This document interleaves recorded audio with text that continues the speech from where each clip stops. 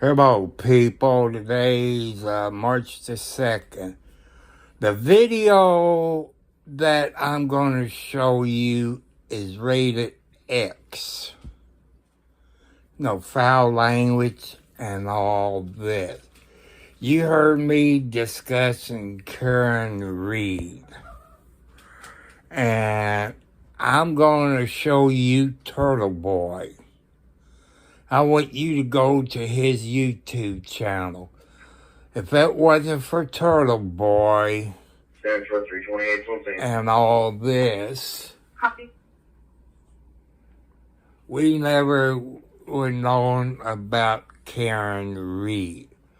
So there will be foul language in this live stream that I'm doing it. This was air Saturday night.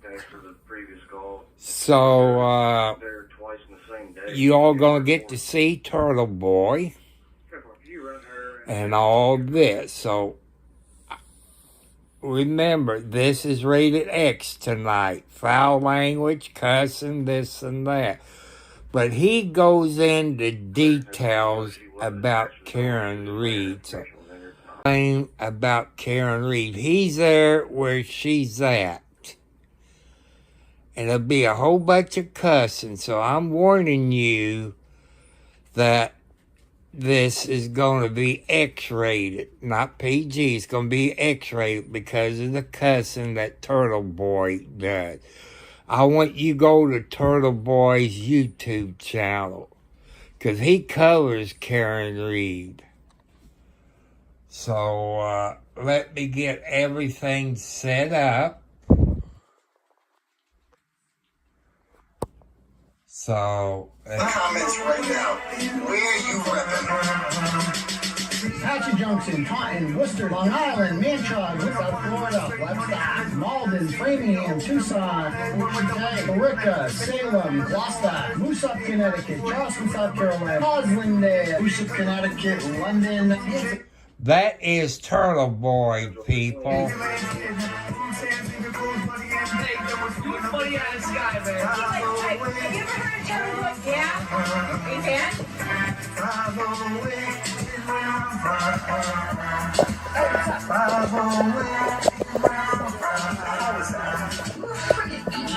Stop telling people that I'm mentally deranged. Come in. You're a doctor. Get on my school, please. You are a loser. They're not turtle hair. Who makes such fun of the criminal justice system? And the fellow on the house, come on, cat. Let's get this party started.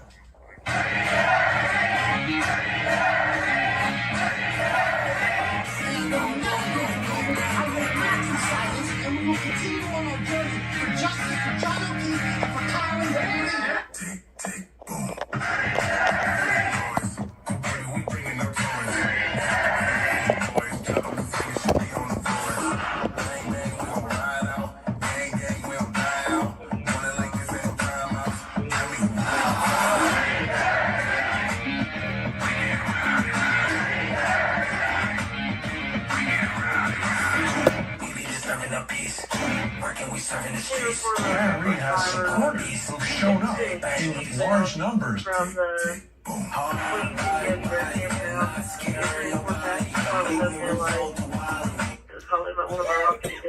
Let you know, I do not own the right to this video. I want you to go to Turtleboy's YouTube channel. Because if it wasn't for Turtleboy, people, it probably wouldn't make court TV or make the national news. Karen Reed getting the shaft put to her. So,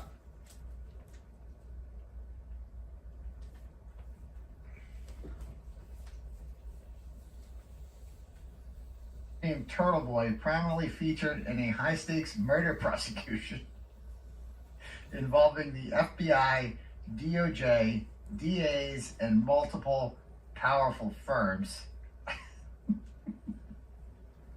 And he's funny too, because I was like, God, it's Dr. Turtleboy, actually. And his response was great. He just goes, understood. So at least he respects my pronouns. But he's funny. Like, I'm like, this is the guy who just came upon the case, had never seen it before. And he's just, I don't know. He's like, I knew about Brennan. I didn't realize he proceeded to copy and paste the Brennan caption onto a subsequent file. Is this real? I feel like I'm getting bamboozled. Like, is this? I know. How is this real? He had some other good ones here that I found. Well, the Commonwealth almost got their first citation right. That's a good start. Jesus, they're bad at legal writing. I'm surprised they finished writing this before they finished eating all the crayons. Holy shit, this is painful. I love the sophisticated legal reasoning of nuh-uh, repeated over and over again. Is this 3 independent clauses in a single sentence? This is a crime literally worse than murder. The Commonwealth has produced evidence that since January 2022... People, I love Turtle Boy.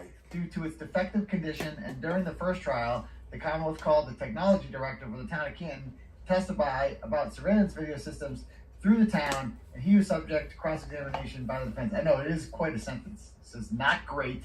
What's this one? They filed its certificate of compliance after reasonable inquiry. Subsequently, the prosecutor requested. Yeah, not how semicolons work. Anyway,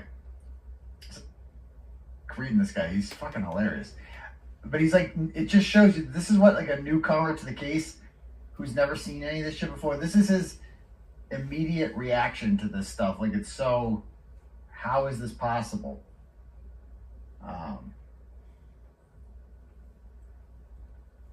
Yeah. Anyway, so, yeah, there's there. Okay, next. Yeah, like this one. The inverted video alone should have ended careers. And he's absolutely right about that. Like, they entered an inverted video into evidence at trial that was just sprung on the defense like a couple weeks beforehand, apparently. And they inverted it. They switched it. On purpose. That didn't, and we, to this day, we don't know how that happened. All we know is the state police just say, that's how they gave it to us. And then and then Hankey's on the case and he's saying, oh yeah, there's some retired guy. He's got it on a file. We're gonna look into that. Yeah, somebody said Auntie shrugged in the comments. That's exactly what happened. Oh well, luckily she's not having grave concerns about that. That does not gravely concern her at all.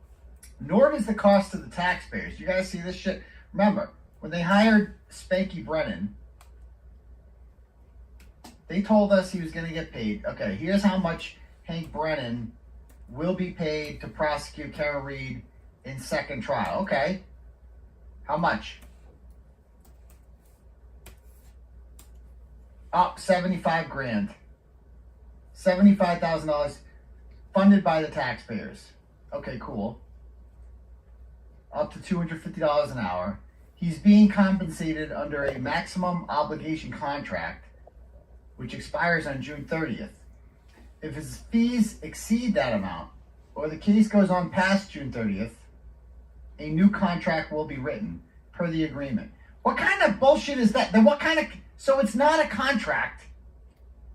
It's not a contract for $75,000 if you can get paid more if your fees go beyond that. So it's not, why did they even say $75,000? They should just say it's whatever the fuck you want us to pay you. That's what it is. You will tell us how much we're going to pay you. You just bill us, and we have no choice but to pay you. We're not going to argue because it's not our fucking money, so we don't have to be frugal or anything with that. We're just going to pay you. That's what they said. So $75,000, that was the number, but I said from the beginning, I'm like, that ain't the number. There's no way this guy's earning less than Ken Mello. No fucking way. This guy, he's got to go to trial. Ken Mello hasn't sniffed a trial. And he's already at over $80,000. So then, WBZ comes out with this story. Special Prosecutor Hank Breenan could make $225,000 trying Karen Reed's case. So the bill just drastically went up, like threefold. WBZ first reported that special $15,000. So teacher in the classroom, your potholes aren't getting filled, constituent services aren't getting done because we're paying for this. Like that should outrage everyone. Like even the people on the other side, you should be outraged by this too. Like there are like 70 ADAs in the Norfolk DA's office. They're on salary. They're already getting paid. They will do this for their salary. You don't need to pay them anything extra. We're just paying this guy extra to do something that we already pay people to do. That should outrage all of us. And I saw some people being like, money well spent. Bitch, you don't even live in this state. You live in fucking Tennessee. You live in goddamn Texas. You live in California. Money well spent. You ain't paying this shit. It's outrageous. Not only and they're just cheering it on because they are just. People, I tell you, this is rated X because there's a cussing and all this. I want you to go to Turtle Boy's YouTube channel and subscribe to his channel. Nature. Some people are just fucking evil. It's how they're made. And The Walking Dead is a great show. Like that show is about like, you know, the problem isn't the zombies. The problem is other humans. Like that they're the real evil. You know, they are what they are. They're a lot more evil. So anyway, yeah, there's that. Okay, cool. So we're going to be getting into all that tonight in this bullshit, weak sauce opposition to the motion to dismiss. I mean, it's especially bad, but it doesn't have to be good because Auntie Bubs, she's the judge. She gets to decide. I mean, 92% of people watching this right now think that she's not going to dismiss the charges, and this is a very pro Karen Reed channel. So, you know, I think if this was shown on Plevins, all 180 people listening to it would, you know, probably be like 100%, maybe 99, we'll see. But anyway, all right, so let's, if you guys want to have your messages read out loud to the class tonight, you can click the link at the top for something called Turtle Chat. When you do that, you get to pay for whatever you want. It's a sliding scale here. Little, you know, $5, anywhere to whatever you want to give me. Whatever you want to throw daddy's way, I'll take it. All right? Doesn't matter. Rich, poor, we're going to treat you all the same here. You pay for a message to be read, and I read it out loud. Also, cash at me, of course, at $ Uncle Turtleboy, and do it that way. All right, let's read this. Punch the clown. Nice. I know what that means. Punch the Clown sends $10 and says, I thought Lally was bad, but Brennan, the sleazy weasel, really pisses me off. Keep reporting real news and exposing this unimaginable corruption. I want a tax refund. I know. He's just such a little bitch, isn't he? I played this the other night on Turtle Club. I think we need to hear it again. Just watch this one. This is the ultimate Breenan moment. Do you all like Turtle Boy?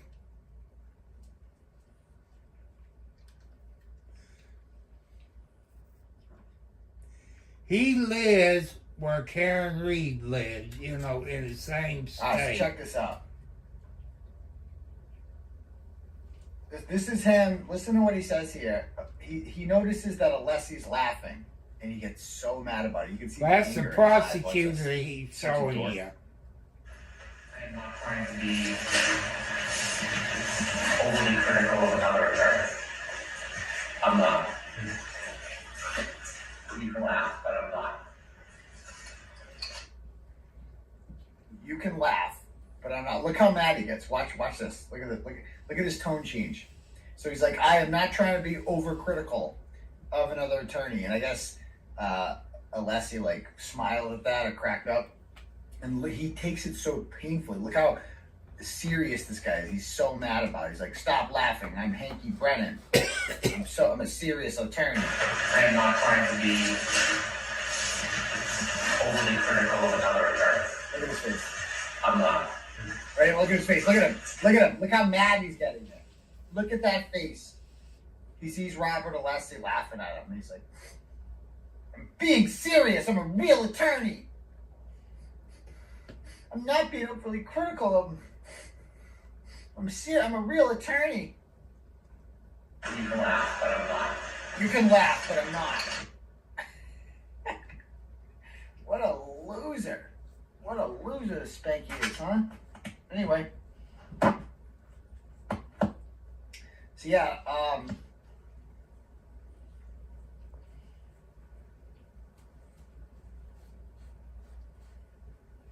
alright, cool. Alright, anyway, so back to this. Next up. Michelle, BSN RN, sends $50. Thank you, Michelle. And says, for your defense fund, free Dr. Turtleboy, free Karen Reed. My husband and I are behind you and Karen. Well, thank you very much, Michelle, for you and your husband's generosity. And because this is a really big week for me. I mean, Karen Reed's kind of overshadowing Dr. Turtleboy. That's okay, because her case is really more important than mine. But, you know, I'm actually facing more years in jail than she is, believe it or not. And so this week, I have my motion to dismiss, and it's not getting much publicity. Like the Turtlegram Gazette did a little article about me. You see over here, let's see. Nostradamus. Oh man, you remember? That's what they used to call me in high school, Nostradamus. All right. Anyway, so yeah, this is a Turtleboy blogger. We'll try to have criminal charges dismissed at Wednesday's hearing. Okay, Holden, blogger, award-winning journalist. Turtleboy is set to argue in court Wednesday that witness intimidation charges he faces in connection with his coverage of the Karen Reed murder trial are precluded by the First Amendment and ought to be dismissed. A hearing on his motion to dismiss the 16 of the charges he faces, including witness intimidation and conspiracy, is Wednesday at 2 p.m. in Dedham Superior Court. So, you know, I understand it's a busy week. Look at Karen Reed has hearings Tuesday at 9 in Norfolk Superior Court, Wednesday at 9:30 at Uncle Joe's house in South Boston, locally courthouse, federal, for the double jeopardy shit. Then they go back to Dedham Superior. So they have another hearing at, I don't know, they say 1, but Auntie Bev takes a hard lunch at 1 o'clock every day. She can't adjust that ever. So supposedly coming back. And meanwhile, I got court at 2 on Wednesday. And it's like the biggest hearing for me, man. This is the motion to dismiss, dude. This is it. This is a huge, huge, huge hearing, man. The one, this is in that, I understand. I feel like the, see, 5-0 does not like what he's doing on the Karen Reed story. If it wasn't for Turtleboy people, we wouldn't know about Karen Reed. He's finding things out that Karen Reed is getting the shaft put to her. And I want you to go to Turtleboy's YouTube channel. You like him. I like him. I sit there Saturday night and watch him for 2 hours talking about the Karen Reed trial and the evidence, this and that. And I also want you to remember, if you watched the Karen Reed trial the first time, that 5-0 was behind her van, and it did not have a busted tail light out. They showed that in court, the police cars behind it with the dash cam. It didn't show that she had a busted tail light until after it got back to the police station, Sallyport. Brado talks, Federal talks, whatever. I think Brado's going to be doing most of the talking, and Federal will be there. You know, he's obviously helped with the motion to dismiss and everything, but, you know, it'll be good. You know, it's already written out. We've already written most of it, so I hope it's streamed. Like, because if Karen has a hearing at the same time, I'm going to lose that battle. You know what I mean? As far as the... But I talked to Tim O'Connor from Canton Television, and he's going to have a camera in there no matter what at my hearing. They don't really live stream Canton Television, but we will immediately have it afterwards available to the public. And you can also go and I don't know, you can listen to it live. So no, I see Defense Diaries here. He's like, Better has not been admitted yet. He has as my attorney. Better will be there in court for me on Wednesday. So he will be there representing me and my motion to dismiss on Wednesday, which everyone should really check out, man. It has so much First Amendment implications in it, man. This is I am on the front lines. Let's free Turtle Boy. Because everything I did is legally protected and has happened forever. And if what I did was illegal, if they attempt to, put someone in jail or even just convict somebody, I don't think I'll ever go to jail. I mean, even if I was convicted, they're not. I mean, think about this, guys. Jail. I did 60 days in jail on bullshit, on a bail revocation. That's fake. That's not even a conviction. That doesn't count. In this state, Massachusetts, dude, this is the most liberal state.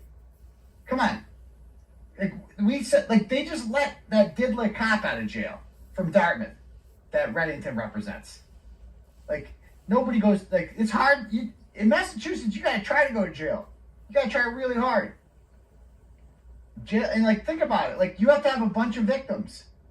Who got hurt from what? Where's it? Does anyone have a bruise? Does anyone have a cut? Does anyone they ever lose any money over this? Get swindled somehow out of their college savings? Anything? Anybody got a car accident? Did something bad happen to anyone? No.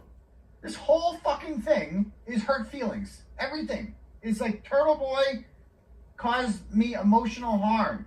Oh, I'm so scared to go out to the grocery store because Turtle Boy might be there. I'm so scared. It's such bullshit. We don't send people to the store. To the store. We don't send people to jail because Jen McCabe says she can't go to the store. That's not what we do in America. So this affects all of us. What I'm dealing with on Wednesday. And we are going to make an impassioned defense of the First Amendment. We are going to go through these one by one. Each of the people I'm charged with intimidating: Michael Proctor, Elizabeth Proctor, Colin Albert, Jennifer McCabe, Matthew McCabe, Chris Albert, Bukaki, and the Bagel, Julie Nagel. Them. Brian Albert, I'm not charged with intimidating. I'm charged with picketing. Brian Albert, which is even more outrageous. When Tully told me what I'm being arrested for, I'm like, so what am I under arrest for? He's like, witness intimidation, 8 charges, and 4 counts of picketing. I'm like, pardon? Picketing? Picketing. In the United States of America, picketing. What unions do. When they pick up signs and they walk along the street saying, we're on strike. Or, Let's get behind Turtle Boy. That's what picketing is to me. And apparently that's illegal in the Commonwealth of Massachusetts. Picketing. If you feel strongly about something, it is against the law for you to pick up a sign and go on a public sidewalk and hold that sign. We saw that with the Canton 9. They tried to arrest these goddamn people and charge them with witness intimidation for holding fucking signs. Get the fuck out of here with this shit. I cannot fucking wait to be on the front lines and defend this shit. Oh my God. So I hope to see you guys tuned in on Wednesday because the First Amendment is on trial in Massachusetts in the courtroom directly adjacent to Karen Reed's courtroom. We'll be in the main courtroom, which, by the way, I think Karen Reed's the biggest mistake her legal team ever made was complaining about not seeing those witnesses. Putting it in the small courtroom, I think, has been... Auntie Bev loves it. I think the O'Keefes love it. The McAlberts love it. And I don't think... What could be gained... If you had to do a balancing test here. How are you at a bigger disadvantage here? A couple of the jurors don't get to see Jennifer McCabe's face. And by the way, Jennifer McCabe's going to turn to them. She's going to be turning to them the whole time. You're going to see her face. I don't like a The liar. jury gets to look at a crying Peggy O'Keefe the whole time. What do you think more disadvantages Karen Reed? I would pick the latter. I think that is more disadvantageous to Karen Reed, the fact that these people are looking at Peggy O'Keefe crying and thinking we have to throw that woman a bone. We have to. I don't know why they can't flip a coin and say Karen Reed's family gets to go there.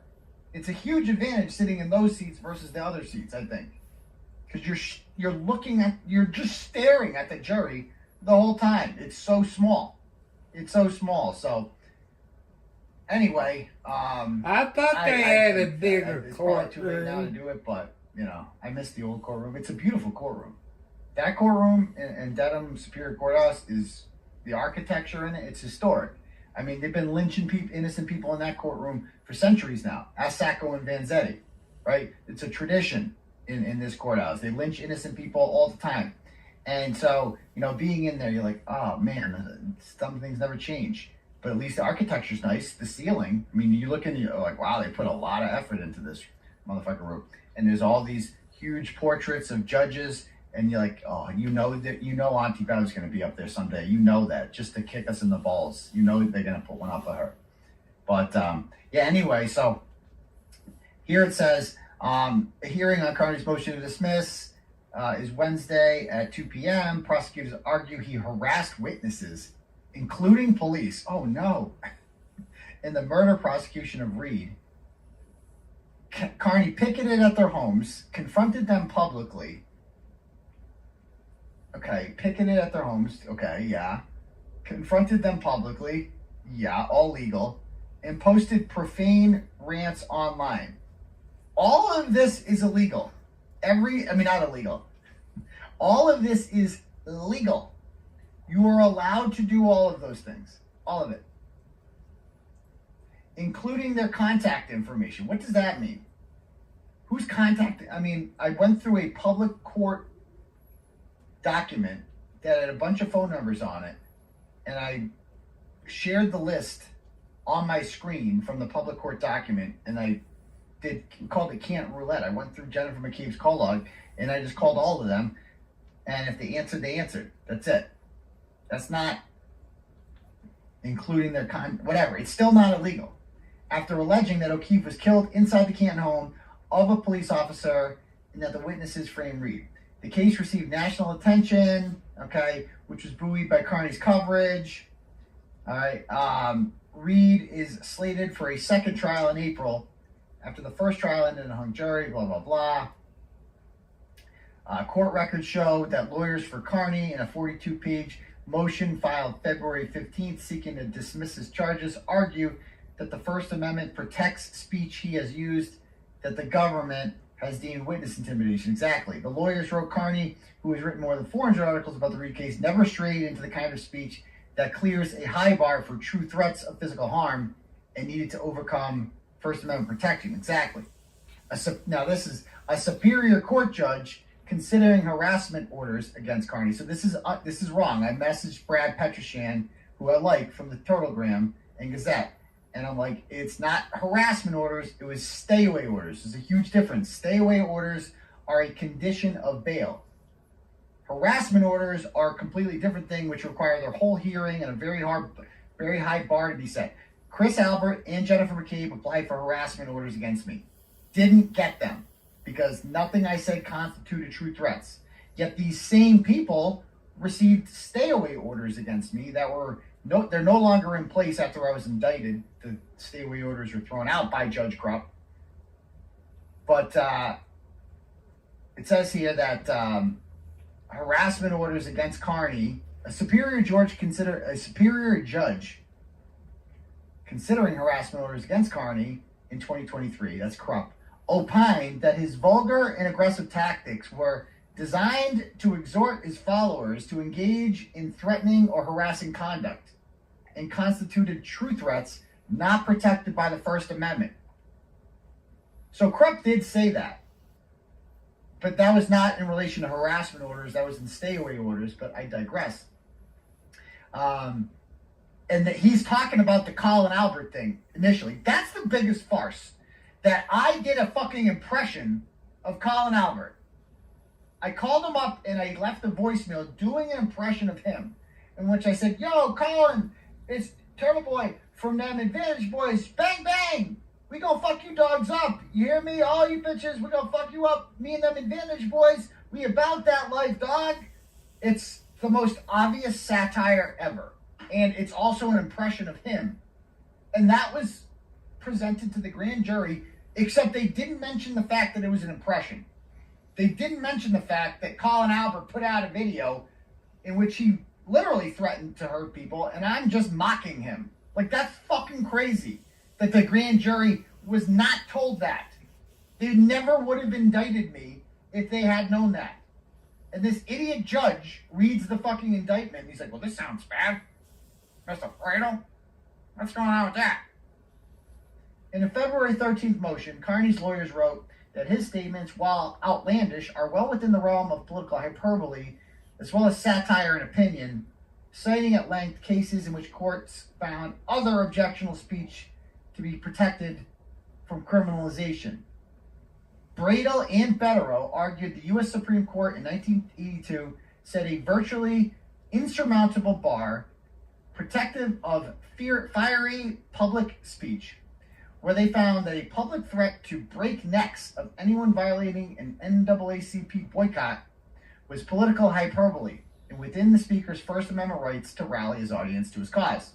The lawyers alleged that the prosecutors who secured the indictments against Carney did so by misstating the law to grand jurors and eliciting improper testimony from witnesses. Among the alleged improper testimony, they argued, were statements from one of the witnesses, Jennifer McCabe, about alleged rape threats she received through email from third parties, which never happened. The threat, though deplorable, the lawyers argue, Let's see the emails. for alleged comments of others. I mean, this was brought up at the grand jury. She got up and she's like, "I get rape threats from people all the time." It's like, I'm not threatening to rape you. I'm not doing that. So what does this have to do with me? It prejudiced the grand jury. It made it seem like I'm condoning this. I'm not. I've never done. I've explicitly said Jennifer McCabe sexually harassed me on July 1st. She sent me naked pictures of another man. Can you believe that? It was completely inappropriate. And then she said she knew where I was. Jesus, Jen. Keep it to yourself. You're so intimidated. The threats, though deplorable, the lawyers argue, were overly prejudicial. The lawyers also argued they have evidence state troopers criticized. How about this one? And hopefully this comes out in court on Wednesday. This is the part that's redacted. The lawyers have also argued they have evidence that state troopers Carney criticized had animus against him, citing text messages which were largely redacted from court documents. Oh my God, I wish you could read those. Oh my God. Oh my God. There's so many. Oh, wait. And it's all going to come out in Karen's trial. And at least, hopefully, some of these come out in court on Wednesday. These messages that these, oh my goodness gracious. But you guys can read that. I mean, this is the way he phrases it. The lawyers argue they have evidence that state troopers Carney criticized had animus against him, citing text messages. So you can imagine who those state troopers were, whose private text communications we received, in which they expressed animus towards me prior to being arrested. Who do you think that could be? I wonder. And I wonder what they said. Okay. A judge Wednesday is set to hear the motion to dismiss, as well as a separate motion to dismiss another case of witness intimidation against Carney is facing regarding his interactions with an ex-girlfriend. So first of all, she's not an ex-girlfriend, okay? She was a Friday night hookup. That's it. There were zero, again, I've said it before, I'll say it again. There were 0 meals of food shared or paid for between the two of us. It is not a relationship if you do not share a meal of food ever. As a matter of fact, we probably went to the bar together 5 or 6 times, okay? And I think on 2 occasions, I was hungry, and I ordered nachos for myself. I didn't share any with her. She didn't have any. I wouldn't have, and I guess if she wanted to have a bite, I would have let her have one. But no, they were just for me. They were my nachos, okay? And she can't have any. All right? And I was there for one thing and one thing alone, and that's it. And then next thing you know, there's a fake baby named Clay, okay, who was aborted twice, survived the first one, and had fetal alcohol syndrome, and then was murdered in cold blood in front of me on Christmas Eve, okay? So I survived. How come that doesn't make it in the article? Why? How is this? That's not a girl. That's not an ex-girlfriend. That's a traumatic personal life event that anyone who's been following it knows, okay? Exactly. R.I.P. Clay. R.I.P. Clay. So it's good. Carney had, and her loss, and she's not in this one. We are saving her for the end. Okay, we're a little bit busy with the real shit now. She'll be fine. Like she's being sued. Everything's fine. People, this video is rated X because of the foul language. I want to introduce you to Turtle Boy. Him and Karen Reed both is getting the shaft. You know, police corruption. And I want you to go to Turtle Boy's YouTube channel and watch him. He keeps you up to date. And you get in trouble when you expose corruption. And I just want you all to look at when he gets in farther in his video, that if you go back to Karen Reed's trial, the police was behind Karen Reed's SUV. It did not have a busted tail light then. And it was towed to the police Sally Port. I think the defense needs to call the tow truck driver. Almost went to jail. Carney is also suing the woman in Worcester Superior Court, alleging she defamed him and caused him emotional distress by falsely calling him a criminal and a rapist and a drug addict on social media. Carney's legal hearings have attracted readers of his blog, with many consistently showing up to court in Dedham with signs of support. Okay. All right, cool.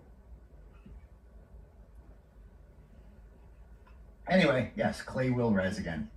I like it. All right. Let's free Turtle Boy. That's that. Thanks for the donut. And Next. Karen Reed. Let's free them. Mike sends $10. He goes, my son AJ is next to me while I watch, and I wanted to say hi to you. He wanted to say hi to you. His 7th birthday just passed. All right. When he asked me who you were, I told him someone fighting for what's right. Keep it up, brother. Well, thank you. That's true, AJ. people. That's Mike, what Turtle God Boy bless you, does. young man. He AJ, fights past for your bedtime what's now. You can right. Go to bed, young man. It's getting a little bit late, and don't say the words I say in school, or you'll be in big trouble if you do that. You don't want to do that. We don't want to get you in any trouble here. So I can't even play my own show in the car because I use foul language too much, and I don't want my kids hearing that. So, all right, cool. So thank you for that. Amy sends $100. Woo! Feeling generous tonight. Thank you, Amy. And she goes, I'm excited to chat with you on TDC podcast so we can spread the word of Turtle Boy and Karen Reed in Michigan. P.S. That pic of you and Helene outside the court belongs in the Louvre. Thank you. I'm sharing this because I live in Indiana. We need to help Turtle Boy out and Karen Reed out where we can get this out all over the planet.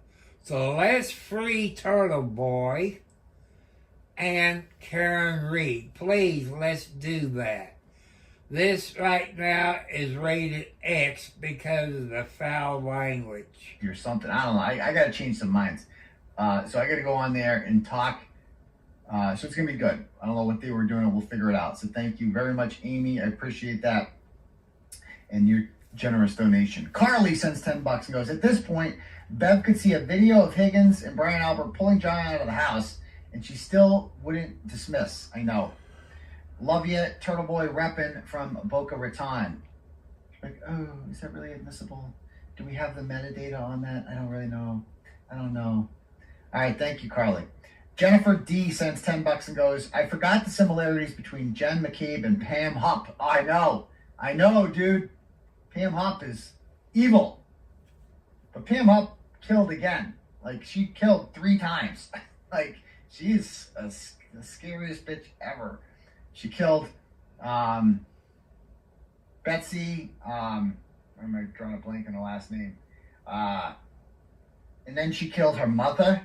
And then she killed Louis Gumpenberger, who was like a special needs man while pretending to work for Dateline. Like, fucking crazy, man. That bitch is crazy. I don't think Jennifer McCabe's gonna kill again. I think once was enough for her. I do think that that none of them intended for that to happen to John. I don't think the plan was to murder him. I don't think these people are natural born killers. Brian Albert might be. But I don't think the rest of them are like natural born killers. It's just not who they are. Colin might kill again. Colin, that's a definite possibility because he's learned nothing from any of this. Nothing. Now, I think Jen McCabe, they're all evil. The fact that they have no problem doing this to somebody and throwing them under the bus and like trying to put them in jail. Because as you're going to see with Jen McCabe, dude, she's not passive. Like if I was Jen McCabe and I was involved in murdering John O'Keefe and I kind of, got away with it, right? I would feel bad for Karen Reed. Like I'd be like, yeah, that's great. Okay, great. My life, awesome. Not going to jail. Family gets to stay together. I get it. I get why people like Jennifer McCabe try to avoid going to jail. I get it. Right? What I don't get is the enthusiasm for sending Karen Reed to jail. Like, there's a world in which they can, not go to jail, and Karen can not go to jail too. Right? Or, like, not like it's just fucking evil. Like, that's the most evil part about them, is that they have gone gung-ho on Karen and, like, demand that she be in jail. The fact that Jennifer McCabe was at Karen Reed's arraignment when she was indicted on June 10th, 2022, rubbing crying people's shoulders. I think it was, the Sullivan sluts were crying, and she's just rubbing her shoulder and is just sitting there. It's like, that was before Karen Reed ever publicly alleged that the McAlberts were the ones who killed John O'Keefe. That was before Alan Jackson was brought on the case. That was before 227. That was before a lot of stuff. And they were she's like excited to take part in this. Like, and as you're going to see, more shit is going to come out that I know about, but you guys don't know about. You guys don't know how involved Jennifer McCabe was in this. And things that I can't say it. I can't say what Kerry Roberts did. I can't say what these people did and their involvement in this. Like, it's fucking evil. Evil, man. Evil, evil, evil, evil, evil. How much they hate Karen Reed. Like, it's fucking crazy. I get what Kerry Roberts, because she's fucking retarded. Like, literally retarded. And I think she believes Karen did it because she's fucking retarded. You have to be retarded to believe this, obviously. But Jen McCabe knows Karen Reed didn't do it because she knows she did it. So that's why I kind of get why Kerry Roberts hates Karen Reed, because she's fucking retarded and she thinks Karen did it. But the rest of them, I mean, you guys, Jen McCabe knows. Like, that's the part I don't get, is how enthused they are about this. Like, bitch, you know you did it, Jen. Shouldn't you? How can you sleep at night?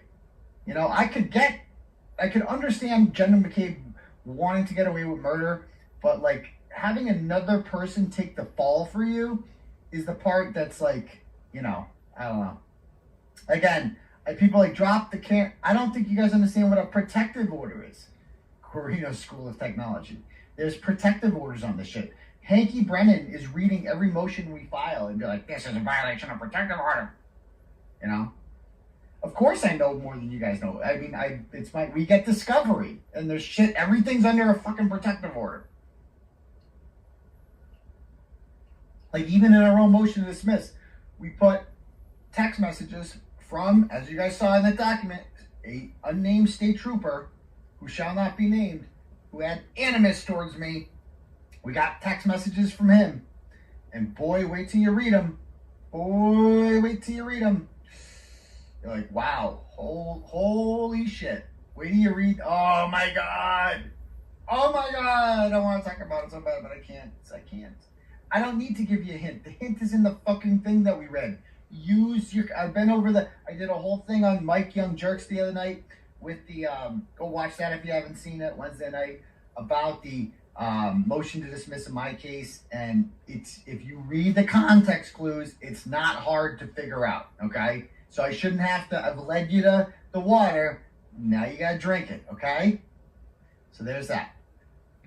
Will we know Wednesday? We'll see. Hopefully, but you never know. All right.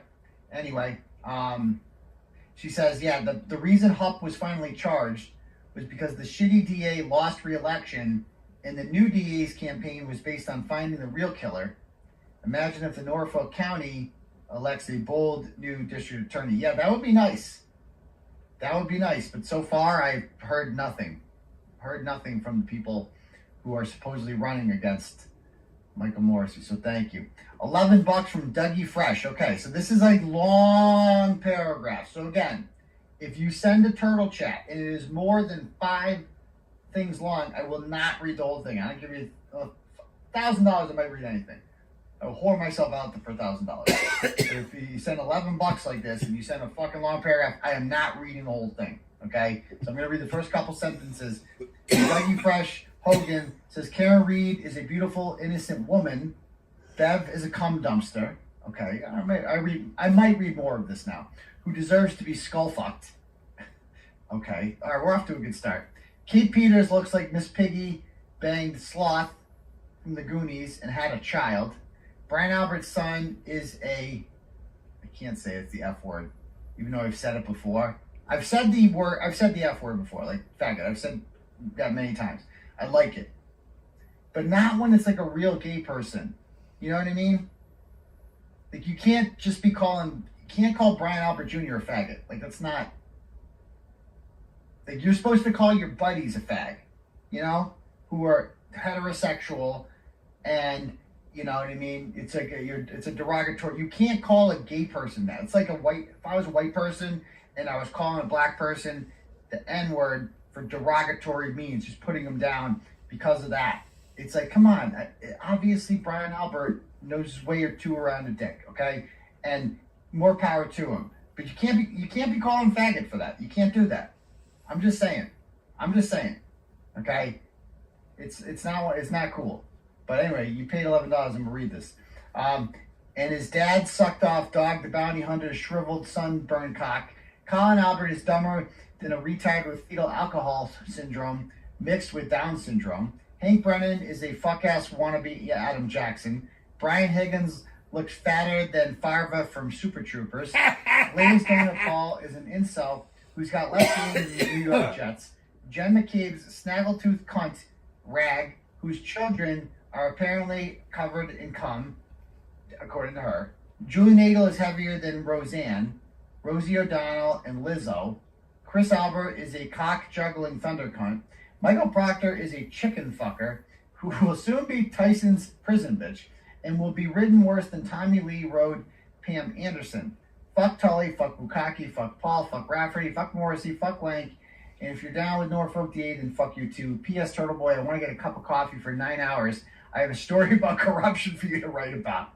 At least, you know, that guy I was complaining about the other day, apparently didn't get the memo, because he sent me another message saying, oh, it was great meeting you the other day.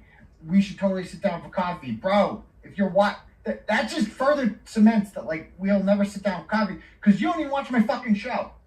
That's what I think of you. You're probably not even going to fucking hear this. You're that into yourself that you're just like, yeah, me. I don't have time to listen to you.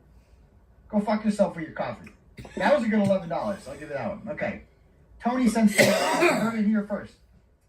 The appeals court will remove Judge Bev from this case.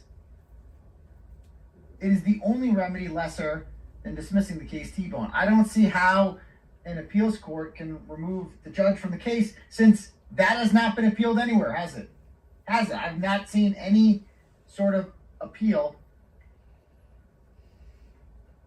of that. You know, she should be, but I don't even think that's on the agenda.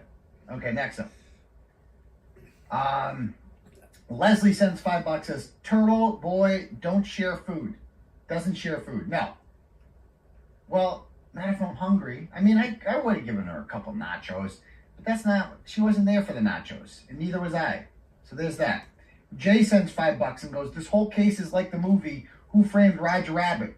Hank and the state police being the weasels, and Bev is the corrupt judge. The only difference is that movie is fiction, and this is real life. So true. A-Rod Rodriguez sends $10, goes, do these lunatics think they should be arrested after what they did to Arca and Rick Green? That's real witness intimidation, not yours. Precisely. Courtney sends $10 and goes, I call Spanky a cunt, but he lacks the warmth and depth. Ooh. He's more of an untitled Word document with a room temperature IQ. An untitled Word document. Nice. Doug sends $10, goes, I spent my life in federal law enforcement. My dream is on the first day of trial, U.S. Marshals walk in and arrest those sons of bitches in open court, and the corrupt judge says, I will allow. Well, it's a nice dream to have, Doug, but I don't think that's going to be happening anytime soon. So thank you. Diane sends $10, goes, big announcement. Original FKR Plymouth Standout crew is back March 9th from 1 to 3. As always, no drama. Cardinal sins allowed. Free Karen Reed. Turtle Boy was right. Well, thank you for that one, Diane. Aaron sends $25 and goes, can the defense reconstruct the scene and show video like the microdots videos in court that would show that anyone with eyes would have seen the body and taillight on the lawn? Unfortunately, no. They can't do that. There's no way to introduce hypotheticals into it, because they would just object. They'd be like, there's no evidence that this is exactly how it looked. You know, it's not admissible. I'll tell you right now, that'll never happen. Thank you, Aaron. Susan sends $10 and goes, have you watched the ASAP Rocky Verdict? It is such fun, and you get to see happily angry lawyer. Oh, he's on there? I didn't know that. Okay. I got to get that guy on my show. He's too funny. But no, I haven't seen it. I know he won. So good. That trial confused me. It took like a year. Scott sends $25, says, you need to get on the Joe Rogan podcast. Yeah, wouldn't that be nice? His audience would love to hear your story. Let's make that happen. I know. Can you guys get in touch with his producer for me? Hook it up. I mean, it's an intriguing story. I think they'd like it. I'm just saying. That would be a big thing for Free Karen Reed, putting Turtle Boy on there. Absolutely. A-Rod sends another $10 and goes, attorney Bob Mata and his wife, attorney Ali Mata, are very pissed. Bob was ranting on his live yesterday. Amazing. Must see. I know. And those guys are like not, cheerleaders for Karen Reed. That's never been their thing. And they're pissed. Everyone's pissed about this, man. It's outrageous. It's unheard of. It's unheard of to keep video evidence from the Sally Port away from the defense for this long. Like, unheard of. It is such a strong motion to dismiss. There's no, forget all the jury tampering allegations and the Jen McCabe Lanka thing.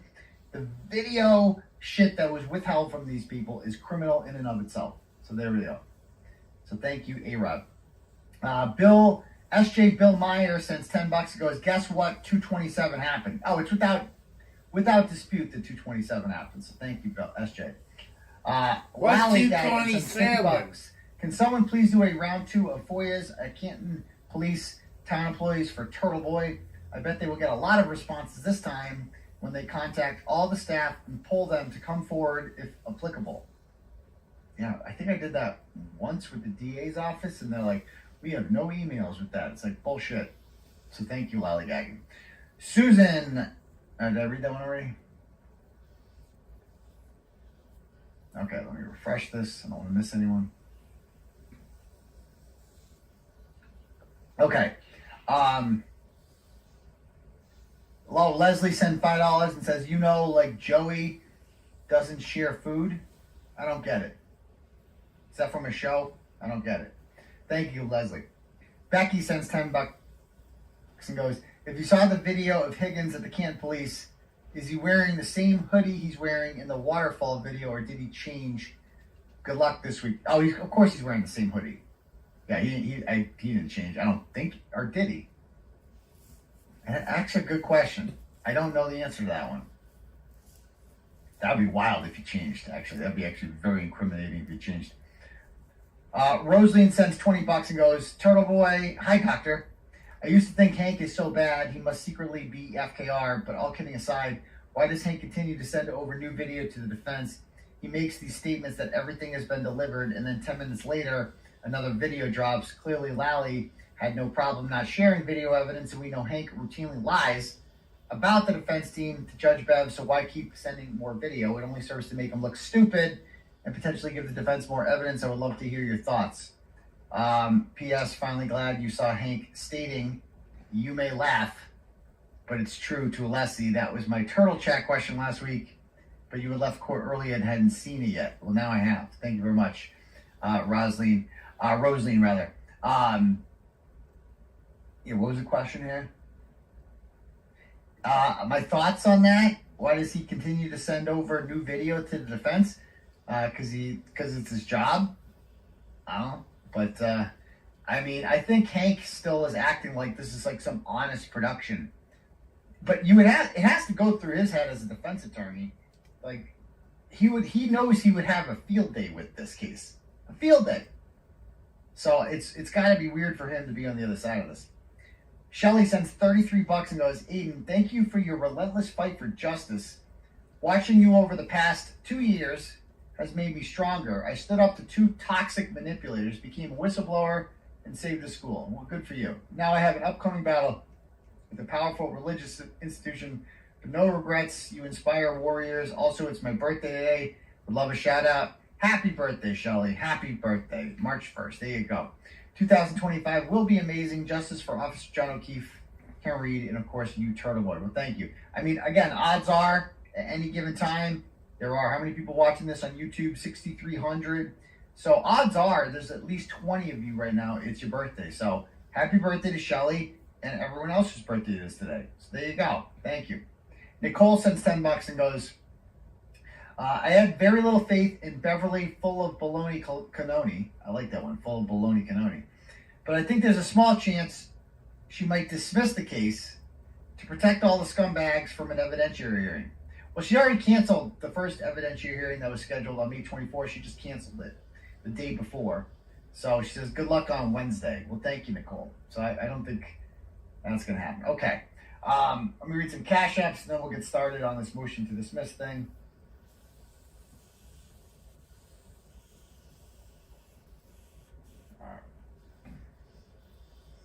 All right. Jeffrey sends $10 and goes, did Jen or Jill or KP put a tracker on your car? We did not find a tracker on my car, but it was odd that they had a picture of my car in the South Boston library parking lot in like March. They posted a picture of it on Twitter. Like, that was fucking weird. Because it was right across the street from Meredith's house.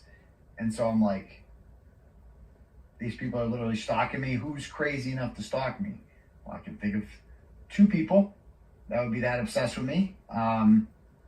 Both female. But we couldn't find a tracker. One who's known for putting trackers on men's vehicles, who she's had, whatever with. I don't want to call it a relationship because it wasn't, but you know what I'm talking about here. But again, I don't know. I don't think anyone put a tracker on my car, but it was just weird how they knew I was there. Mark sends $24. Mark sends $24. And he goes, Turtle Boy, I love you, man. Hope you don't go to prison. Oh, thank you, Mark. I appreciate that, sir. Very kind of you. But I'm not going to prison. Like, it's not even like in the cards. Like, I don't think about jail. I'm never going to jail. It's just not going to happen. So there we go. Thank you. Naomi sends $10 and has no comment. Thank you, Naomi. Mama She sends $50 and goes, I just want to say, love you, Dr. Daddy. Well, thank you very much, Mama She. Love you too. Gina sends $5 and goes, Auntie Bev, no law, more claw. I like that. Okay. Kelly sends $5 and goes, happily angry lawyer was on the YSL trial. Was on it? What's the YSL? What's the YSL trial? YSL trial? A racketeering and gang conspiracy trial against the Atlanta rap label Young Slime Life. Is that the ASAP Rocky thing? Is that or Young Thug? Or I don't know who these people are. I don't know what any of that means. Oh, he was in my chat too. I gotta get him on the show. Young Thug. Wait, what's the difference? I'm very white, so we have to take this slowly. So, what's a Young Thug? What's that? So that's a rapper? And ASAP Rocky is a rapper? Does that mean like as soon as possible Rocky? What's an ASAP Rocky? And it is a Young Thug? So they're on a record label together? And it's a Rico thing? But I don't know. I don't know what any of this means. So, did they kill someone? Is this like gangster rap gone too far? Did somebody die? Did they kill a rival rapper? Is that something? Anyone know? Are they suing some? What's happening? The judge put the lawyer in jail. What? What is happening? ASAP was another trial. Oh, so it's not the same thing. So ASAP Rocky, Aesop's Fables, and Young Thug are different people, apparently. And they both have legal problems, shockingly. And they're in court. And they're not in jail. They are married to Rihanna. Rihanna's in this too? Oh, dear God. Oh, my God. At least we don't have to hear her sing. Oh, please don't spit it. That would be the guilty verdict. You have to listen to 4 Rihanna songs in a row. Oh, boy. You're fucked. I don't know. I don't get it. So I guess that lawyer's involved in that. I don't know. Okay. I'm reading the comments. I don't know what any of this shit means. Okay. Anyway, back to this. So thank you, Kelly. Brian sends $10 and goes, the Norfolk County District Attorney's Office is corrupt. I'm ashamed to live here. Well, thank you. I agree with that, Brian. Thank you. Steph sends $20 and goes, I sent you a clip on Facebook that's funny. Did you? Did you? Let's see.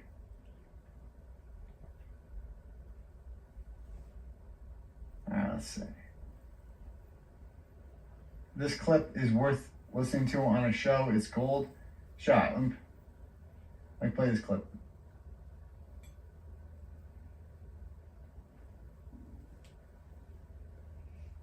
So this is Bob Motter.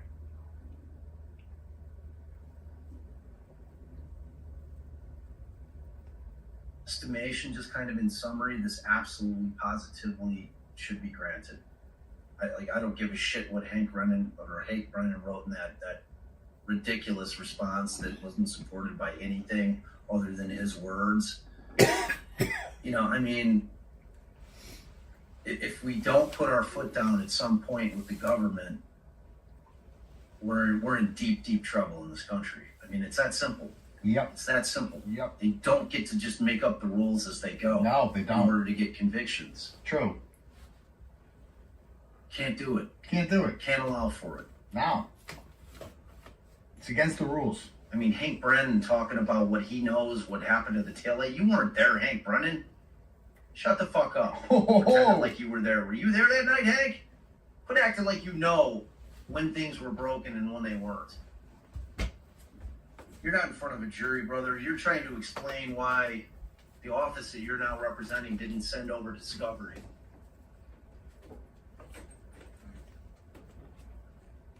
All right. I mean, that's, In my estimation, yeah, I mean, that's good. I agree with it. At least he didn't threaten to choke her. Like, choke on the bed. So that's good. Like my guy Larry did. All right, Chad sends $5. He has no comment. It's literally, he wrote no comment. So thank you, Chad. I appreciate the $5. Okay. If anyone else wants their message read out loud tonight, you can click on the link above for Turtle Chat, or you can Cash App $ Uncle Turtle Boy, and we'll do it that way. Okay. So let's bring up Hank's stupid. I did the motion to dismiss for Karen Reed on Thursday on Turtle Club. Go check that out. We had an awesome audience on there. It was great. So tonight we're going to read Hanky Brennan's milquetoast bootleg response to this, and because it's just so bad. It's just so bad. So let's go over it. Where'd it go? Motion to dismiss. This is the one I want. All right, here we go. And I know, you know, as soon as this comes out, Melanie Little's got a stream on it. Everybody, so it's like, I'm kind of like beating a drum here. Is that the right term? Beating an old drum, whatever it is. Like, I don't know, did this come out yesterday? The fucking. I'm news sorry, travel people, so but I had to fast. go to the bathroom. Today's Saturday, right? So did it come out Friday or Thursday? There were 2 days in a row. I think Karen Reed's motion to dismiss came out Thursday, and then Spanky's response came out yesterday. Like, that's crazy that it came out yesterday. Do you understand how much content I've consumed in the last 24 hours in relation to this? Like, I've heard everybody. I've heard Runkle for hours, and Bob Mata talk about this, and obviously Lawyer You Know, like Glairer, everyone. I've just gone through it all. I've heard it all. And so I feel like I'm like, it feels like it was weeks ago this happened. It's like, no, it was yesterday. So I'm behind. I mean, that's the thing. It's like news travels so fast now with this shit that I'm like, if my show isn't scheduled like 10 minutes later, I'm going to be the last one to talk about it. That's the thing. But again, people tune into this show because they know I'm not just going to, go do the same shit. We're just going to read the whole thing and talk about it. That's not my style. I'm not that guy. I'm more of a, like this whole show, we're an hour and 17 minutes into the show. I had no plan at all. Like none of this shit was scripted. Sometimes people ask me, what do you do for shows to get ready? Catherine Elton from Boston Magazine asked me that. I'm like, oh, yeah, I do nothing. I just show up. I literally do nothing. I just come here, and I already know what I'm going to talk about. I have all the thoughts in my head already because I've been reading about it all day, and I just fucking rant. That's what I do. And it's actually much preferred to writing. I used to be more of an award-winning journalist. Now I'm more of like an award-winning pundit or YouTuber or whatever you want to call me, because I can speak a lot faster than I can type. You know what I mean?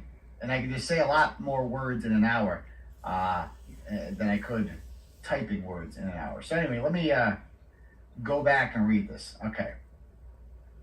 All right. So key points here that I've underlined.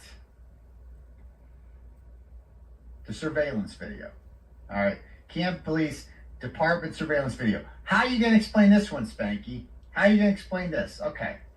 Let's see what he says. I need to zoom in.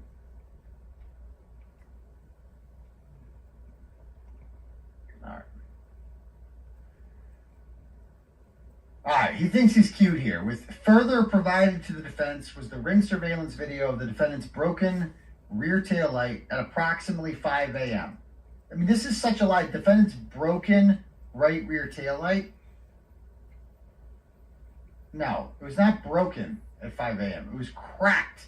Like, there is such a distinction that they're just overlooking here.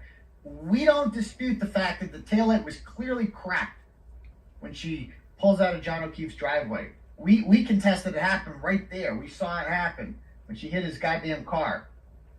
But, that it was.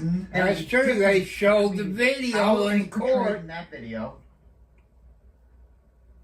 and what it looked like in the Canton Sally Port later on, after Michael Proctor got a hold of it. That's the difference there.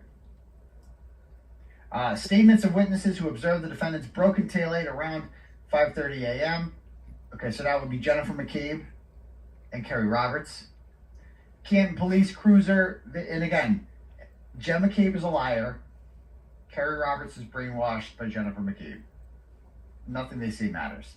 Canton police cruiser depicting the defendant's broken taillight at approximately 8 a.m.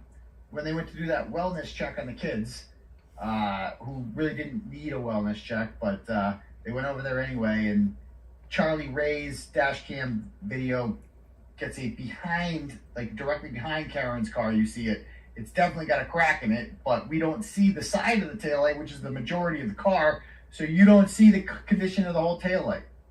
Period. An automated vehicle location data from Troopers Cruisers who were assigned to the CERT team, evidencing that the CERT team was on Fairview Road before the defendant's vehicle arrived at the Canton police station. So they were there before Karen's car got to the Canton police station. Who? Lieutenant Kevin O'Hara of the state police CERT team testified at trial, and his automated vehicle locator records confirm that his arrival at 34 Fairview Road on January 29th was at 4:56. He additionally testified that his arrival was preceded by another trooper from his unit, Jason Bolasali, whatever, at 4:54. Nobody disputes that those two guys were there at 4:54, and Karen Reed's car was indisputably not at the Canton Police Department yet. So I completely agree that there was no taillight planted yet at the time. Now they'll argue, well, how could the taillight get planted? He's saying in front of O'Hara and Tony Bolasali here? How could they plant the taillight there? Again, this isn't fucking brain surgery. It doesn't even need to be planted. You just have to, oh, Eureka, look what I found. Someone on the CERT team had to find that. Someone did. I will give $1,000 to anyone on the other side who can tell me the name of the trooper or the member of the CERT team who found that piece of taillight. Found the first piece of taillight. Who was it? Can you tell me? Can you tell me the name of the person in that unit, the CERT team unit, who found the taillight? Can you do that? I don't think they found it Just myself. a chain of custody. Who found it? Who found it? Who is the person? Why are there mystery men digging up that area? And don't take my word for it. Take the word of Lieutenant O'Hara.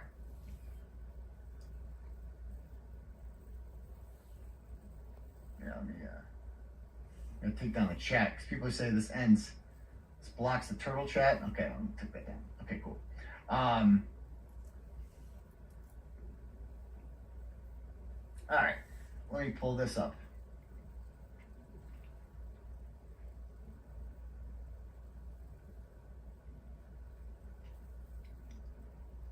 All right, so this is O'Hara says, O'Hara testified that 3 people, just listen to this.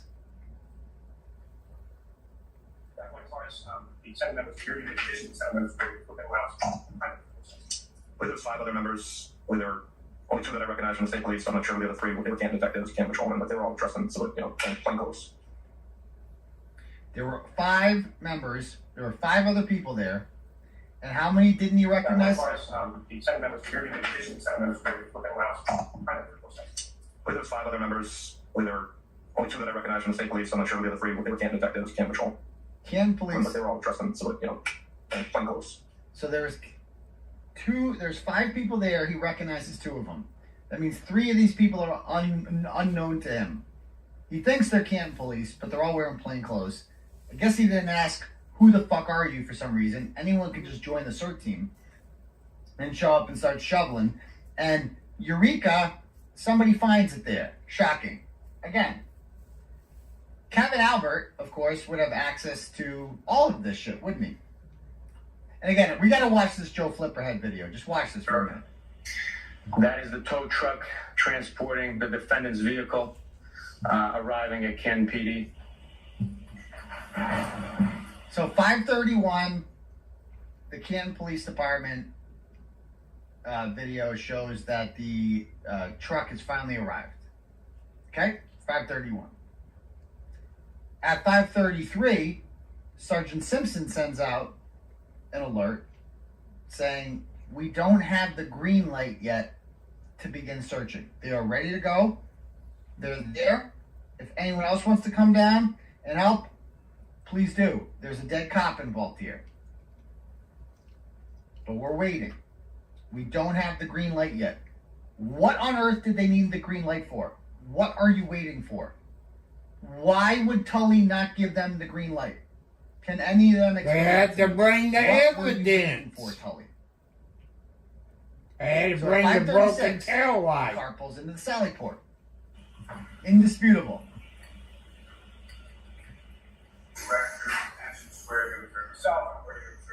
You got Yuri is taken, he gets out of the driver's seat. This is the inverted video. This is Proctor. This is Yuri. Yuri's taking pictures of the front of the car. Look at him. That's true, Proctor and myself. Yeah. Can we turn out the lights, please, Dave? Thank you. Oh, there goes Slips. Oh. Look at that flash. So why did he take a picture of the front of the car and not the back? Why didn't they take a picture of the back of the car? Why just the front? This is such an underrated thing too.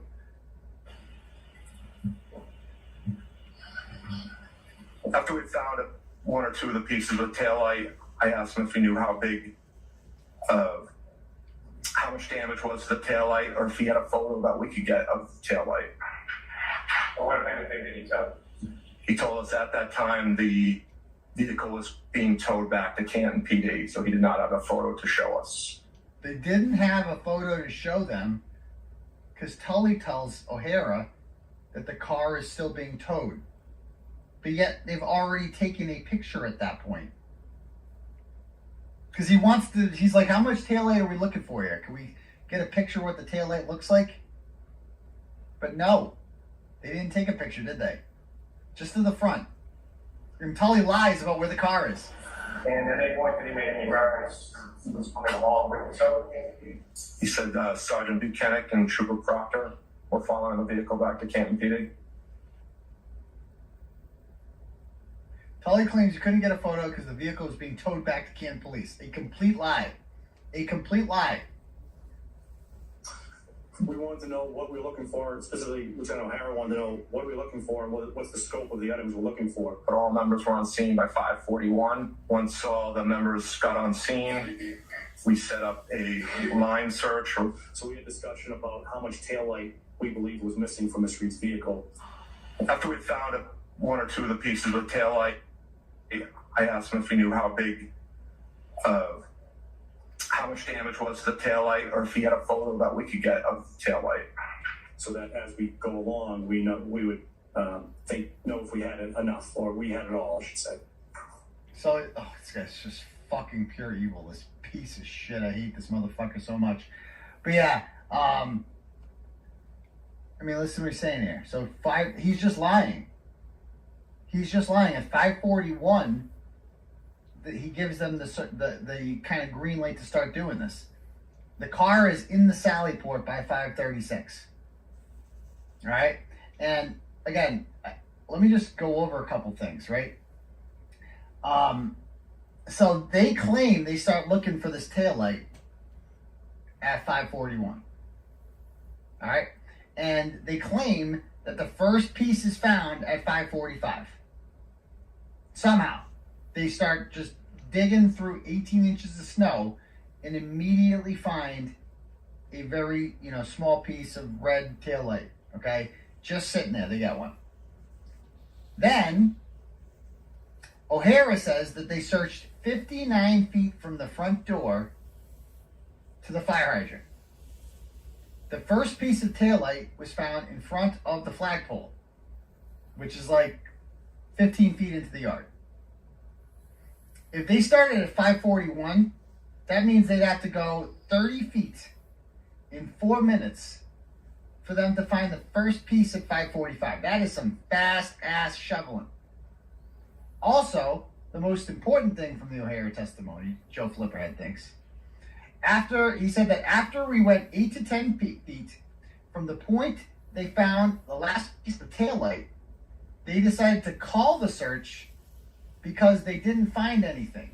Meaning, they searched 10 feet to the hydrant without finding anything. This is the same place that Yuri and Proctor later found taillight. The exact same place. O'Hara also testified that the taillight that was found was located on the street. Yet none of the taillight Proctor or Buchanan was found on the street. How does that happen? How is it not plowed away? Like it just came back into the yard, this taillight? It just came back into the yard. Okay. Oh my God, imagine believing this. Oh. So there's no way they found any taillight before at least 5:55. How could they? Unless somebody just had some in his pocket. And they're like, oh, look what I found. Look what I found. Anyway, and if after they started finding taillight again, let me get out of this one. Listen to this. Oh wait, let's keep watching this. Sorry.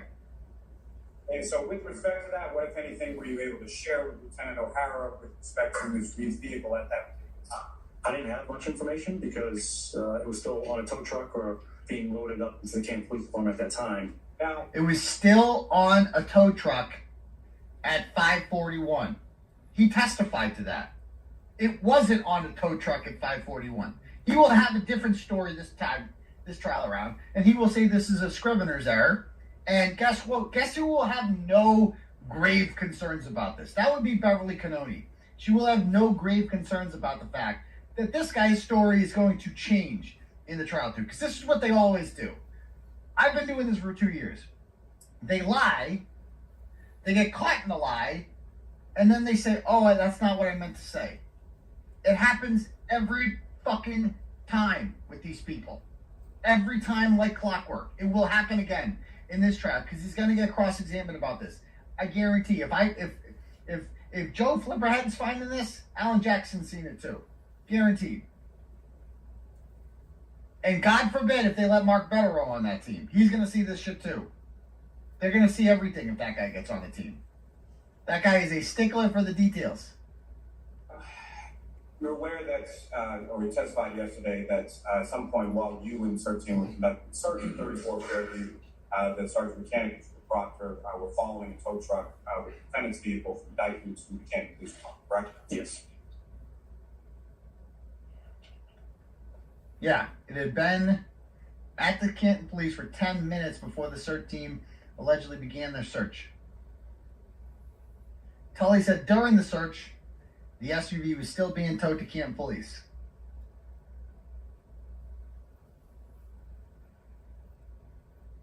At 5:37, before O'Hara ever asked for a photo, Buchanan is on video taking a photo. Yes.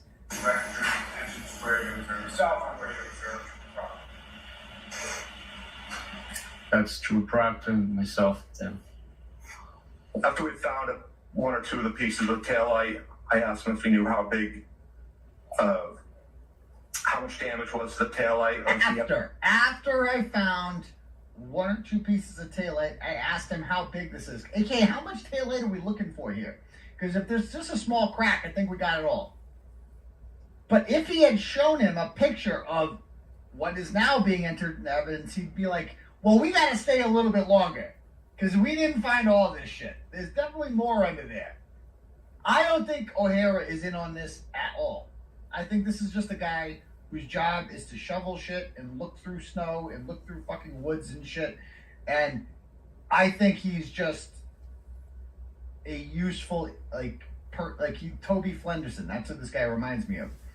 Who's just punching the clock. All right? And I think he's being played by Brian Tully, who's telling him you can't search it.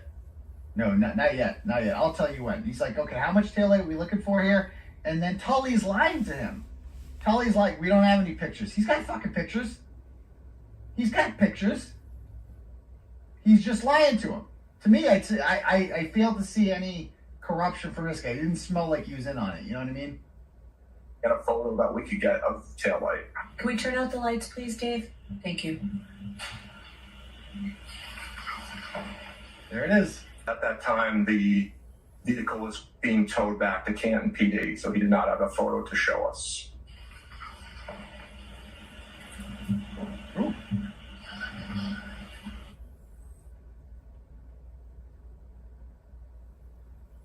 So 45 minutes after they ride, so they finish at 6:15. They just stop. No photos were ever provided And we were complete of the by car. 6:15. We started to wrap up and clear the area. Now, sir, at any point in time that you were on scene, were you able to look at or see any sort of photographs or any images of the damage to the taillight? No, I was not. So fair to say that at the time that you're conducting your search on that particular afternoon, you weren't aware of how much taillight could be there or how much you might be looking for, correct? Correct. We did not know how much damage there was. Is prior to you leaving from the scene, the 34 Fairview Road, along with the CERT team on that date of January 29th, even at that time, did you know the full extent or how much taillight you were looking for at that time? No. Right. So he didn't know nothing. He didn't know nothing.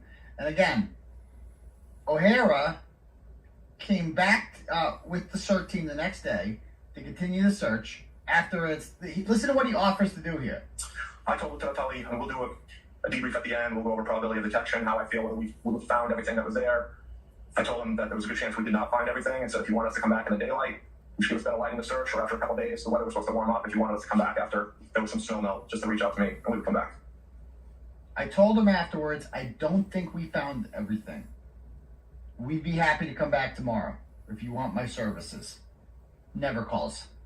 So this guy whose job it is to search through snow and look for shit is like, hey, we can come back tomorrow. I understand it's fucking snowing right now. I understand it's dark out. We'll come back tomorrow in the daylight and we can crank this baby out and we'll find it all. We'll find everything. And Tully's like, no, that's not necessary. I got a better idea. As the supervisor of all the cops in this county, I'm just going to tell them all, hey guys, on your way into work, just drive by 34 Fairview Road. Don't get out of your car or anything, just drive by. And if you look over and you happen to see taillights sitting there, just go and, pick it up. Bring it in here and we'll document it, maybe. That's the plan instead. This guy literally says he's offering to, we'll check it out the next day. He's like, no. I got a better idea. Over the next 3 weeks, we're going to find bits and pieces of it instead. I like that idea better. Right, that's good police work. Good, solid police work right there. Now, screw that police job. And listen to this. This is when he talks about the CERT team being Search. They moved Trooper Boussolet's vehicle at 5:20, and that's when the rest of the team started to show up around 5:21, 5:24. A couple of the members with extended response time showed up a little bit after that, but all members were on scene by 5:41. We had already started the process before they all arrived on scene, and we were complete by 6:15. We started to wrap up and clear the area. By 5:41. Why were they waiting? He's got Boussolet's got his spotlight on the area. Now, Plevin claims that WBZ News was down. Like, this couldn't have happened because WBZ News was down there. Where is he getting this from? Can anyone show that to me? Where WBZ News was filming the CERT team search, is that right? They let them into the crime scene. The news was just sitting there, parked outside the crime scene, watching the police do it. So does anyone have video of WBZ News sitting there?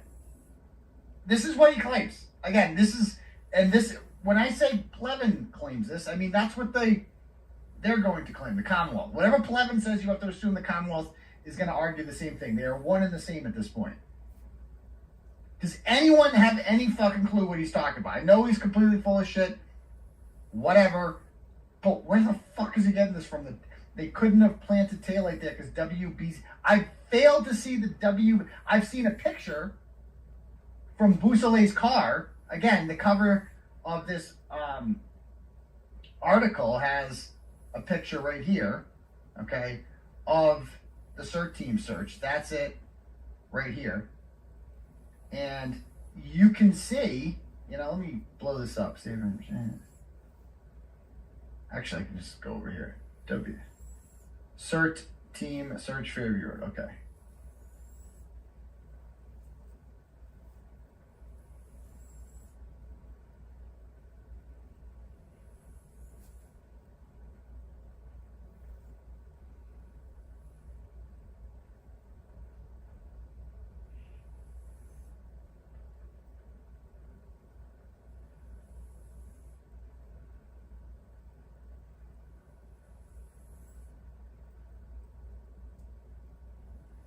So this is it. I've seen this. Is he saying this is from WBZ News?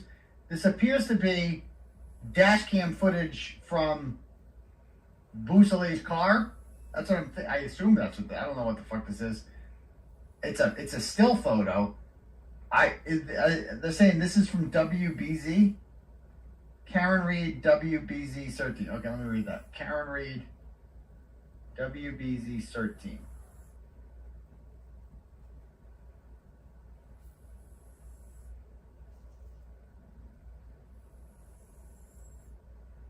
Nothing comes up.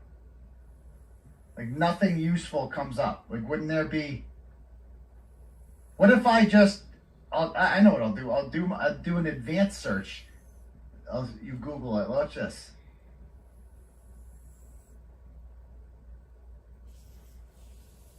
Custom range. We'll pick the exact date. Okay, so we'll go January... Wait, do you have to do 1/29/22, and we'll do it to 2/4/22. Go. Okay. So what's this? Let's go to this. Let's see this WBZ report.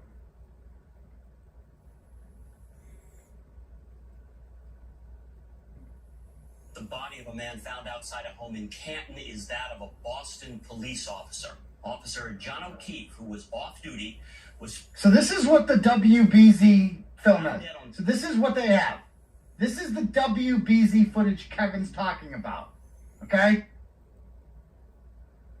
Do you see anyone from a CERT team here? I see a shoveled out area right here that doesn't even make it to the fucking flagpole. I see a whole shoveled out area right here. And I don't see any human beings there. So it appears as if WBZ got there after the CERT team did their search. I don't see any footage.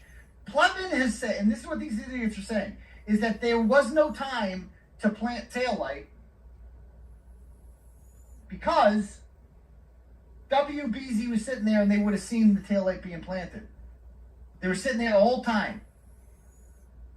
No, they couldn't have been. There's no way they were fucking... This is footage from afterwards. Clearly the area has been shoveled out by them, right? Fairview Road yesterday morning in front of a friend. Look, it's already been shoveled out. Who's the... Is that the Asian house? What's that guy? Who's that guy?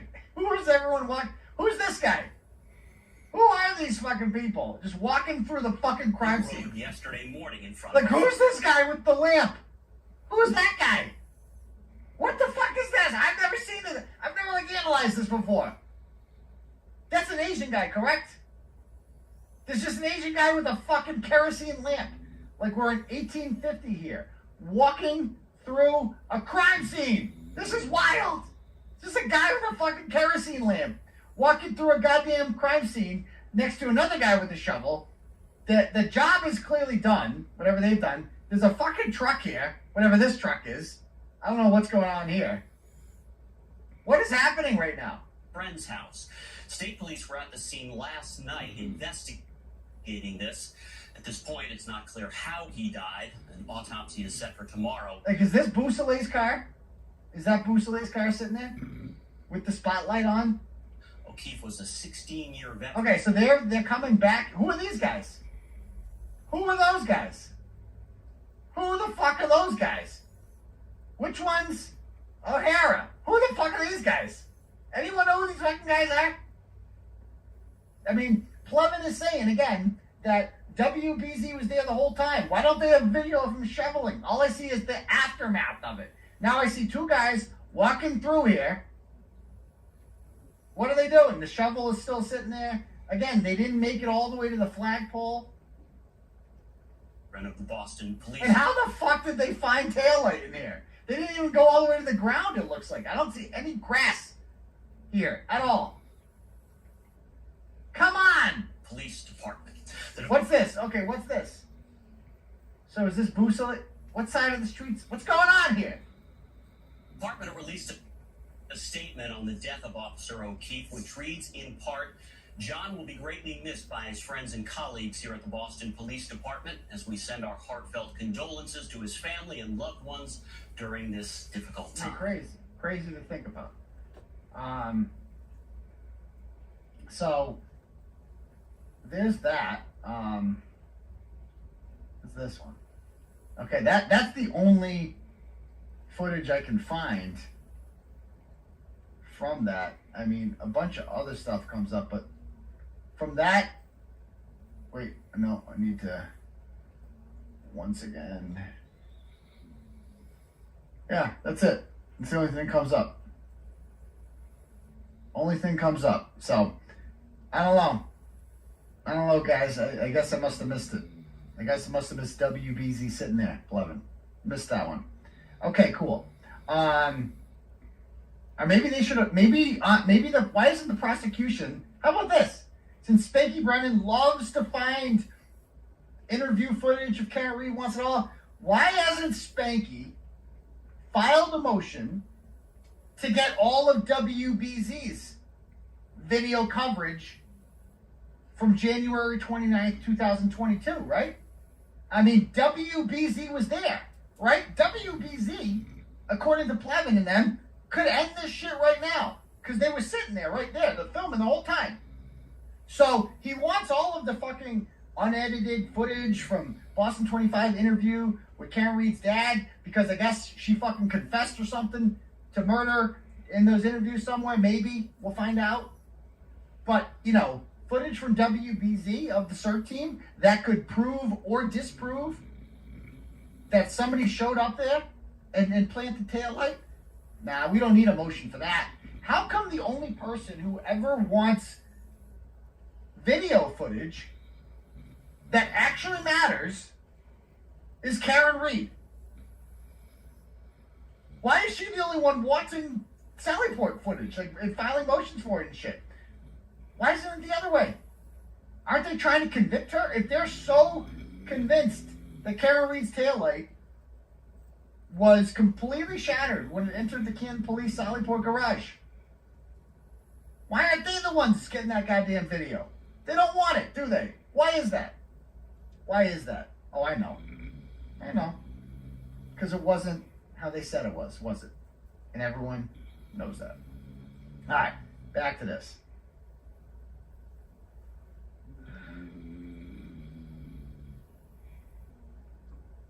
Wait, did I share? Oh, okay, cool. And by the way, actually, I want to look at this picture one more time because this needs to be discussed. So this is the picture we've seen. I don't know what this is from, but I see one guy with the state police jacket on. We don't know who that is. Maybe it's O'Hara. I see the fire hydrant over here, and I see a bunch of guys shoveling. Every one of them is choosing to wear black that day. Like, let's just wear all black. Let's just make sure no one knows who the fuck we are. I'm just a guy with the black pants, a black jacket, and a shovel who was called in for this posse called the CERT team, and you know the Asian guy is gonna walk through here with this kerosene lamp and light up the area, and maybe we'll find some semen. I don't know, or some doxing. We'll find out. And that's the goddamn plan. Now, also remember about the mysterious, the ghost to the Canton Police Sally Port Garage. Let's not forget about the ghost.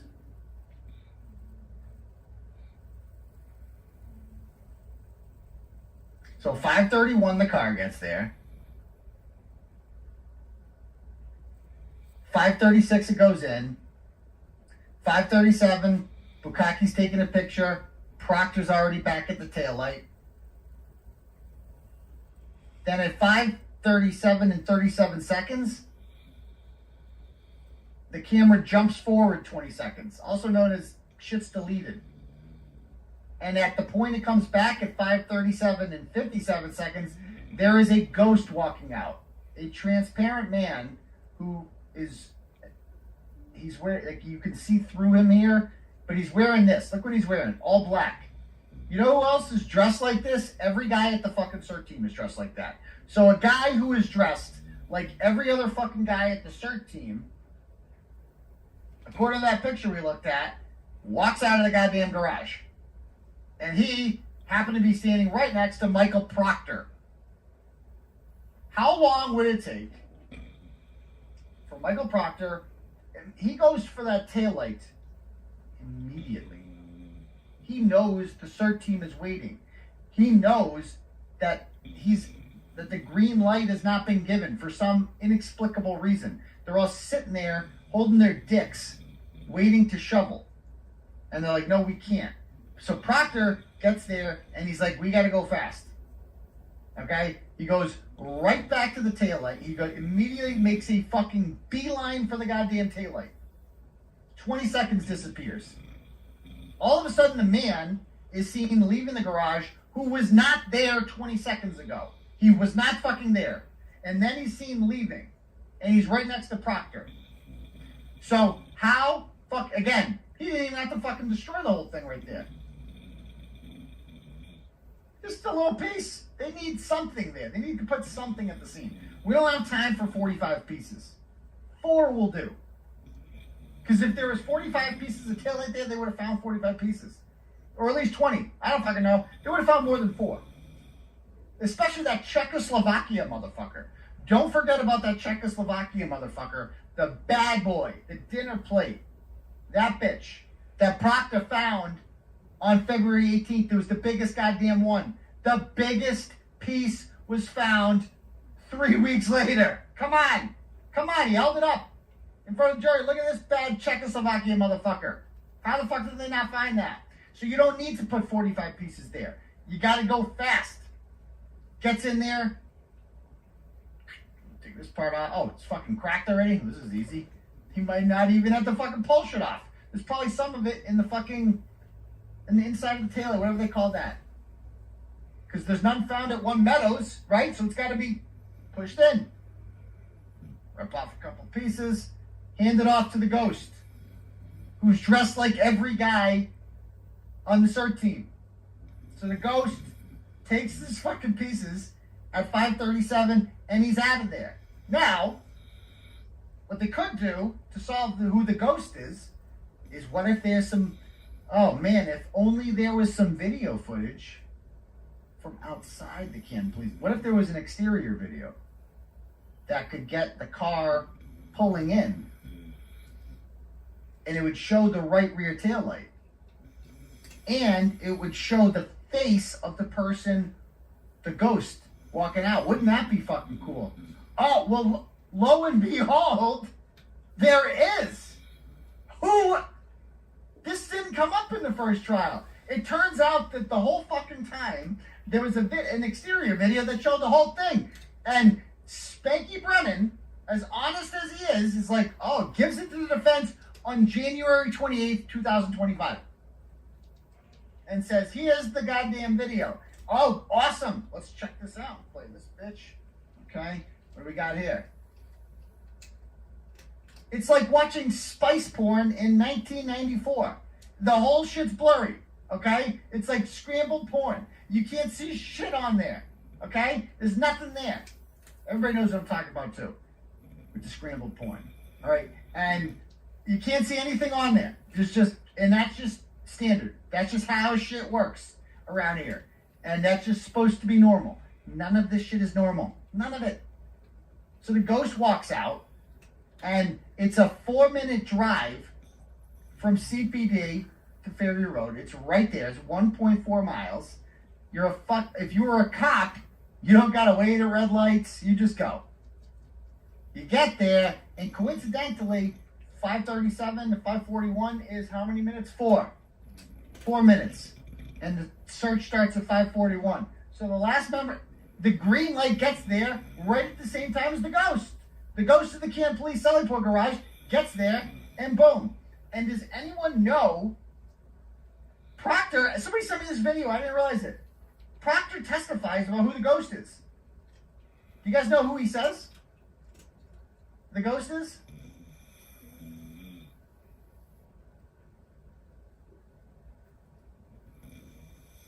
Let's find out.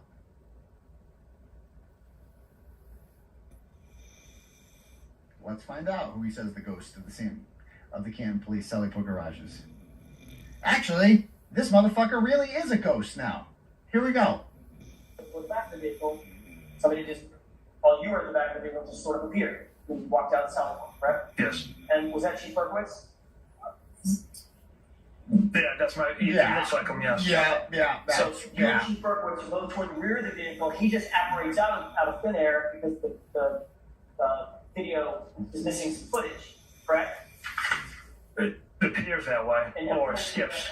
I'm sorry, I didn't mean to interrupt you. Or it skips. I don't know that system at all. So. Okay, and you're holding what appears to be that same black portfolio that we saw in the hospital. Yes. So, anything else you noticed was odd about the video? Toward the back of the vehicle, somebody just, while you were in the back of the vehicle. It had to be someone from Canton Police, right? Oh, okay. Joe, let me see, check something real quick. I gotta check my DMs. So, he says it's Berkey. Right? And why does he say it's Berkey? Like, look at how reluctant he is to say that, too. It just sort of appeared. You walked out the south, correct? Yes. And was that Chief Berkowitz? Yeah, that's right. It looks like him, yes. Yeah, it looks like him, yes. These people denied saying anything. They're like, oh, no, the whole trial is, I can't recall. I can't be sure. I don't want to get stuck in something that's wrong. I don't know what time it is. And he's like, reluctantly in this one, he's like, yeah, I think it is. That means that the feds asked him about it. That's what that means. He doesn't want to get caught in a lie. That's him thinking. Okay? So, I don't know if it was Berkey, Kevin Albert, someone. I mean, we know Berkey's dirty. We know that motherfucker is rotting in fucking hell right now because he fucking died and didn't leave a fucking note confessing to what he fucking did. That piece of shit. I hope he's rotting and burning in fucking hell where he belongs. Fuck Ken Berkowitz. Karma's a motherfucker, isn't it? And because Ken Berkowitz gladly participated in this. Ken Berkowitz got a Boston 25 News reporter to take down a tweet mentioning the fact that John O'Keefe's body was found in Brian Albert's front lawn because Brian Albert was a pillar of the community. Ken Berkowitz found a piece of taillight on May 4th while he was driving by the house. Just found it. Ken Berkowitz got his oncologist to write a letter saying he can't testify at the fucking trial. Yeah. So, anyway, Berkowitz, Kevin Albert, whatever. There's random fucking people showing up. O'Hara says it's somebody from the Canton Police Department, right? So there's that. So there's that other footage I got here. Logic Boy. Here's another one. It's the greeny. All right, let's check this one out.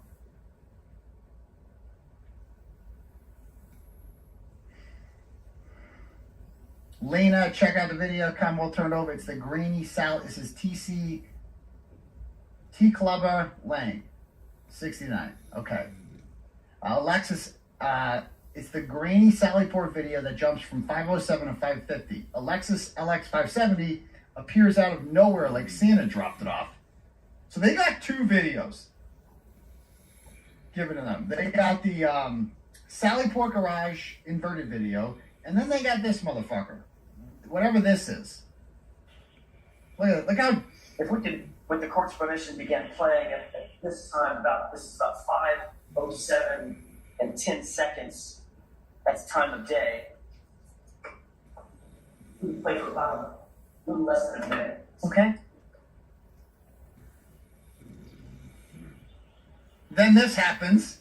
The scrambled porn. Spice porn. Let's see. That's the best video we got, Colleen Crawford says. Oh, right. Okay. Oh, there's a car. There's a car all of a sudden there. Whoa. Whoa. How'd that happen?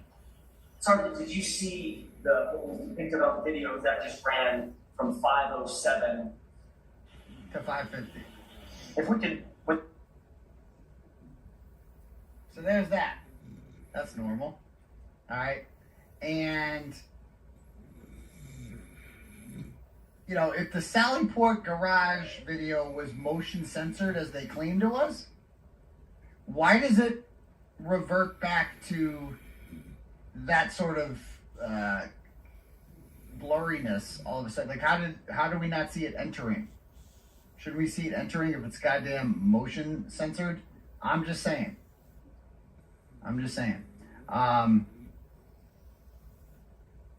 And let's see what else I got here. So now I got Flip Ahead telling me there's no way they found any taillight before 5:55, he says. If you listen to O'Hare, he explains it. So then he sends me this, how the fuck does this piece get there? How the search team miss this? So this is, I don't know what piece this is he's sending me here. Let me share this.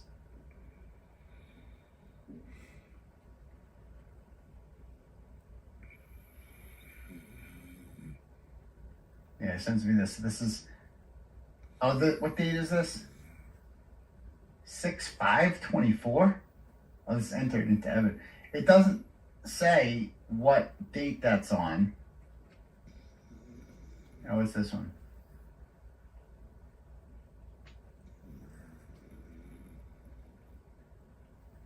I don't know what the significance of this joke, because he's like, how did they miss this? I don't know how big this is. And I don't know when this picture was taken. I don't know. So I can't answer that one. But how'd they miss that? I don't fucking know. I don't know. What's this one? Yeah. All right. So anyway, back to this.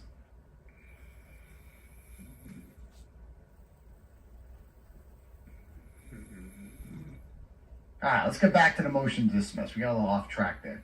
But all of this needs to be gone. We got to go over all this to understand Spanky's opposition to the motion to dismiss. So, 456, Bruce O'Leal is there, okay? And he's like, the Commonwealth has provided substantial evidence, including accident reconstruction video from its expert Judd Welcher, demonstrating that Karen Reed could not have broken her taillight. I can't wait for that, Judd. There's a guy named Judd, okay? Judd Welcher is going to take the stand, and he's going to explain how he has reconstruction video. He's got a reconstruction video of a Lexus LX570 backing into a Chevy Traverse, and the taillight doesn't break, which means he's gonna have to go at the exact same angle. How the fuck is he going to recreate that exact same? I can't wait to see this video, guys. I can't fucking wait. Yeah, this is a new witness for the Commonwealth. It's not just Trooper Paul anymore. They've got a guy named Judd. So they're moving up in the world. So they got Judd the Chud, is going to show us a video of Lexus LX570 backing into a Chevy Traverse, and I guess the Lexus doesn't break its taillight. I think that's what they're gonna say. This ought to be good. This ought to be good, because I think I've also heard that this guy, this is from the Plevins of the world, that Judd the Chud, is also has a reconstruction video or some sort of slideshow that's gonna show how John O'Keefe was hit by a car. Oh, I can't wait for that. Oh, I can't wait. I cannot wait. So we're gonna pick on Trooper Paul, and we're gonna go with this guy too. I can't wait. Bring it on. Judd we had fun with Trooper Paul, but I cannot wait to have some fun with Judd the Chud. So we'll see. So anyway, back to this. Beyond unsupported claims, vague innuendos, the defense struggles to establish how the condition of the defendant's taillight sally port is in fact exculpatory or the most critical and highly contested issue of the case. They fail to explain it. It's because you say the taillight is fucking evidence. That's how. Despite claims to the contrary, the defense never filed a motion to preserve, or in its perpetually evolving theory of the case. Our theory is evolving? Excuse me? You motherfuckers went from 3-point turn to 62 feet and 24 miles an hour in reverse real quick, didn't you? You went from the car was towed at 5:30 to the car was towed at 4:15 really fucking quick, didn't you? You went from dark figure on the lawn to black blob real quick. You went from could I have hit him? Did I hit him? To I hit him real quick, didn't you? Didn't you? And I mean, is this a joke? The defense's theory? The defense's theory has always been the same. He went inside the house and they kicked the shit out of him and threw him on the lawn. That's it. That's the whole theory. All right, anyway.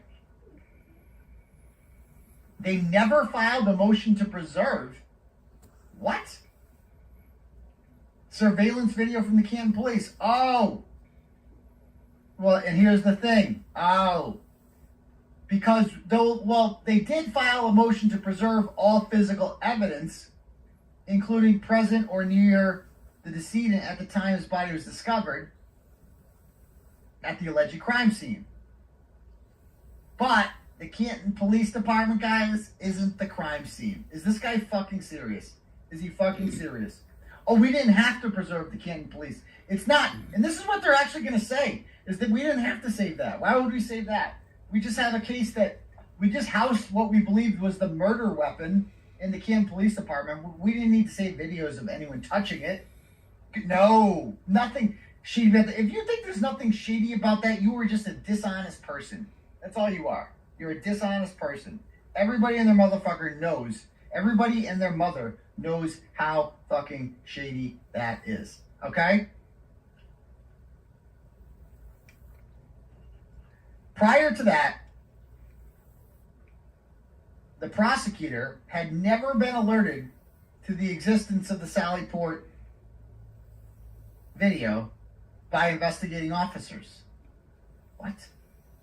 That they didn't know this existed until April 4th, 2024. The Commonwealth guys, it's not their fault. They didn't know. I'm sorry. But you asked for video. Like, they're just passing the buck on the Canton Police. Saying, we didn't know. Motherfucker, you knew.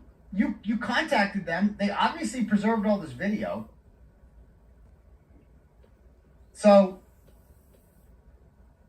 why aren't you... I don't understand the Canton Police. Aren't they offended that the state police are basically calling them retarded because they couldn't find any of this taillight when they searched the scene at 7 o'clock? Aren't they offended by that? Aren't they offended by all this? Helena Rafferty is such a fucking sellout. That cunt thought she could scare me by staring me down. You don't fucking... You think you scare me, you corrupt, Bitch, are you mad that I fucking exposed the fact that you hit an elderly man and tried to cover that shit up? Are you mad about that? Are you mad about the fact that I came to your fucking mansion in Norfolk and took pictures outside of it to show the and read your probate court docs and saw how you're fucking milking your firefighter husband for every fucking penny he's got, even though all of your kids are all grown-ups now?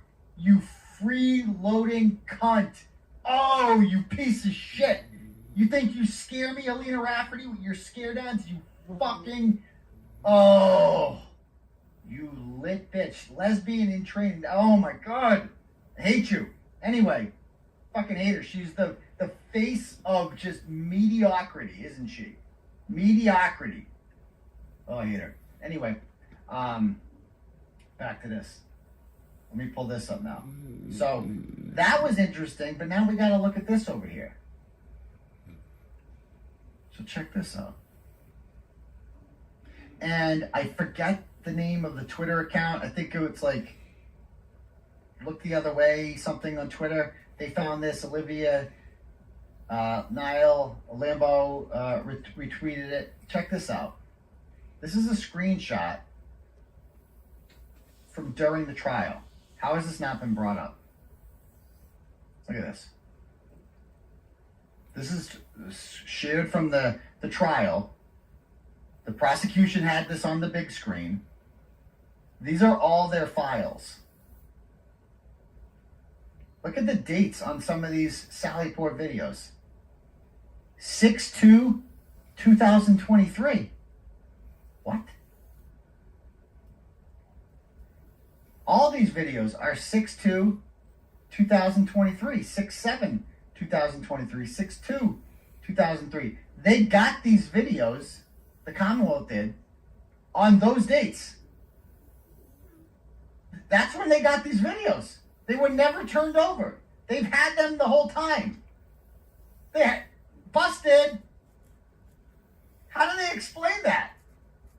How are they going to explain that? It's right there. And yet here they claim, prior to Michael Proctor's testimony in front of the federal grand jury in February of 2023, we didn't know any of this existed. Yes, you did. There's a screenshot that you had it since June of 2023. Busted! Those are modified files too. So that means they could have had them before that. Busted! I mean, it's right fucking there. I mean, what? Twitter's not going to find your ass. It's not just me. I didn't find that shit. Somebody else found that. I'm just amplifying it right now. That's all I'm doing. God damn, these guys lie. However, that is the condition it was recorded in, and the condition it was received by the prosecutor, so it's not our fault.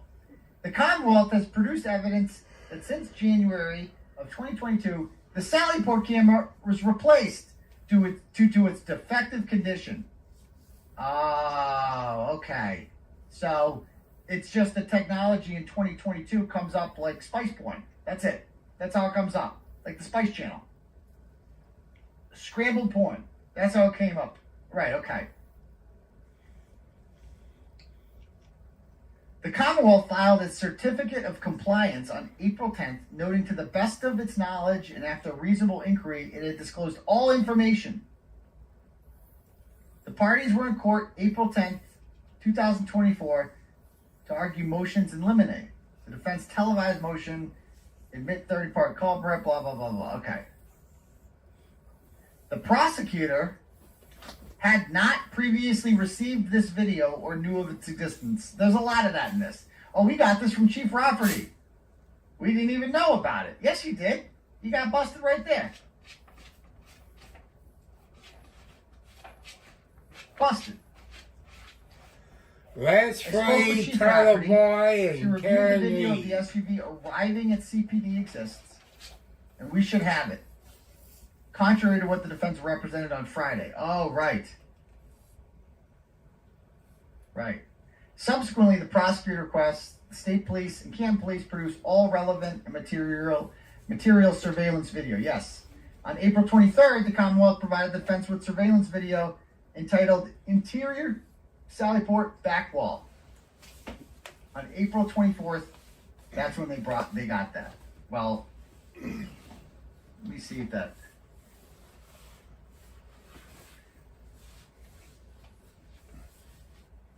Yeah, this one says they got that one on April 16th. They got that one of 2024. So that's not one of the videos that they got in June of 2023. That one they did get on the 16th. Notably, what was produced to the Commonwealth and provided to the defense was inverted surveillance video footage. The Commonwealth did not manipulate or alter any video, we swear, and entered as a trial exhibit the video in the condition it was received, passing the buck off to the Canton police.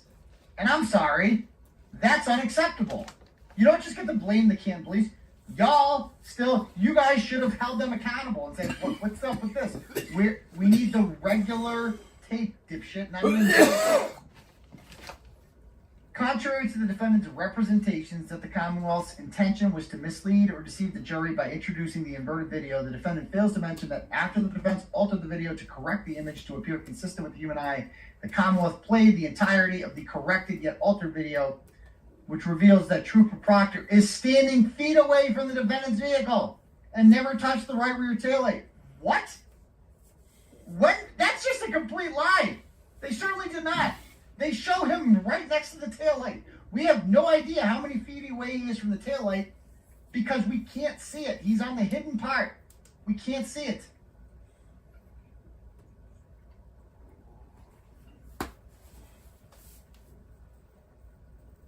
Further omitted from the defendant's filing is the fact that Trooper Proctor's DNA was not on the right rear taillight. Oh, good. It's almost like he was wearing fucking gloves. Well, at least we know one thing. Guys. Michael Proctor didn't come on the taillight because his DNA is not there. He didn't whip his 3-inch dick out and masturbate onto the fucking taillight. Thank fucking God. I was really worried for a second that Michael Proctor came on the fucking taillight. DNA's not there. It's almost like he was wearing a fucking glove. Like that, like what the fuck do these idiots think that's fucking bro? Oh, well, Proctor couldn't have planted taillight. His DNA's not there. Well, thank God he didn't fucking come on it. Thank fucking God. He did something Remember, decent. people, this is rated X. Thank God. Because of the words. Back to this. After the trial, a certified now this is wild. This language they're using here. After the trial, a certified forensic video technician employed by the Norfolk DA's office reviewed the surveillance footage that had been previously produced to the defense. Recognizing that the video was extremely dark with minimal visible detail, the video I don't remember them showing this clarified at Karen video Reed's footage trial last year. on October 10th. What does that mean? So after the trial, we clarified the video footage and produced clarified videos, whatever that means. After the trial, CPD provided 2 additional videos. Well, thank God. After trial. Video from the interior Sallyport camera. Why don't the lawyers ask for a change of venue and judge? In inverted fashion. People, that's what I want you to think. That the video had been tampered with. Yeah, we'll see. And consistent with the witness's trial testimonies, video from the interior hallway of Brian Higgins on his phone. Yeah, it seems like a big one. These videos were provided on October 10th.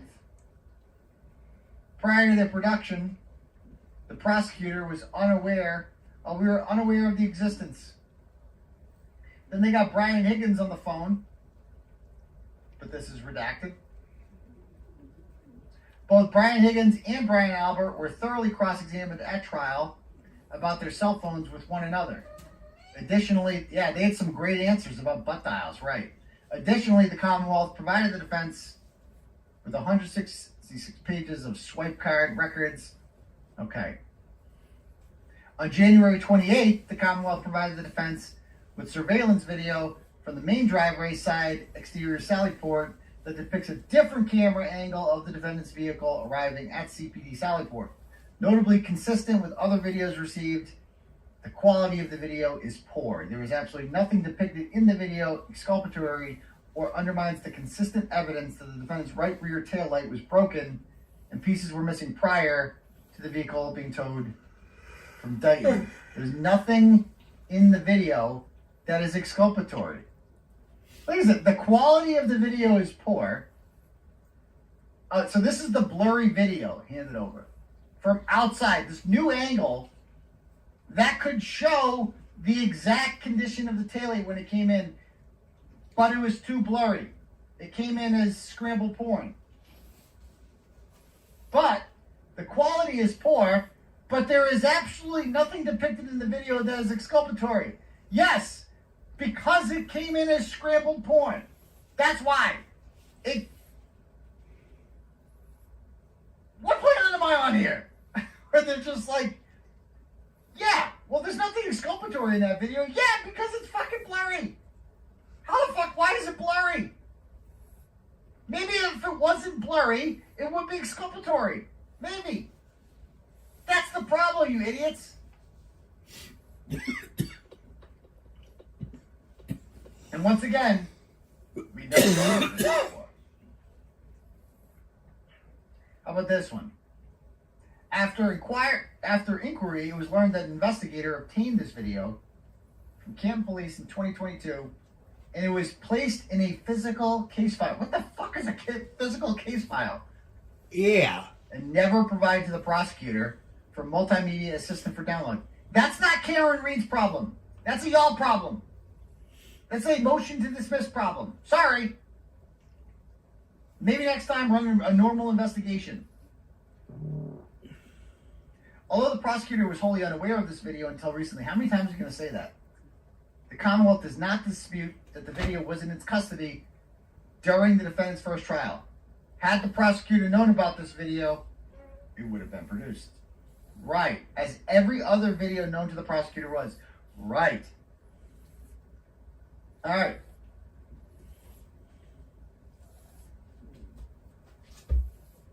The production was the poor quality of the January 28th video makes it difficult for either party to benefit from it.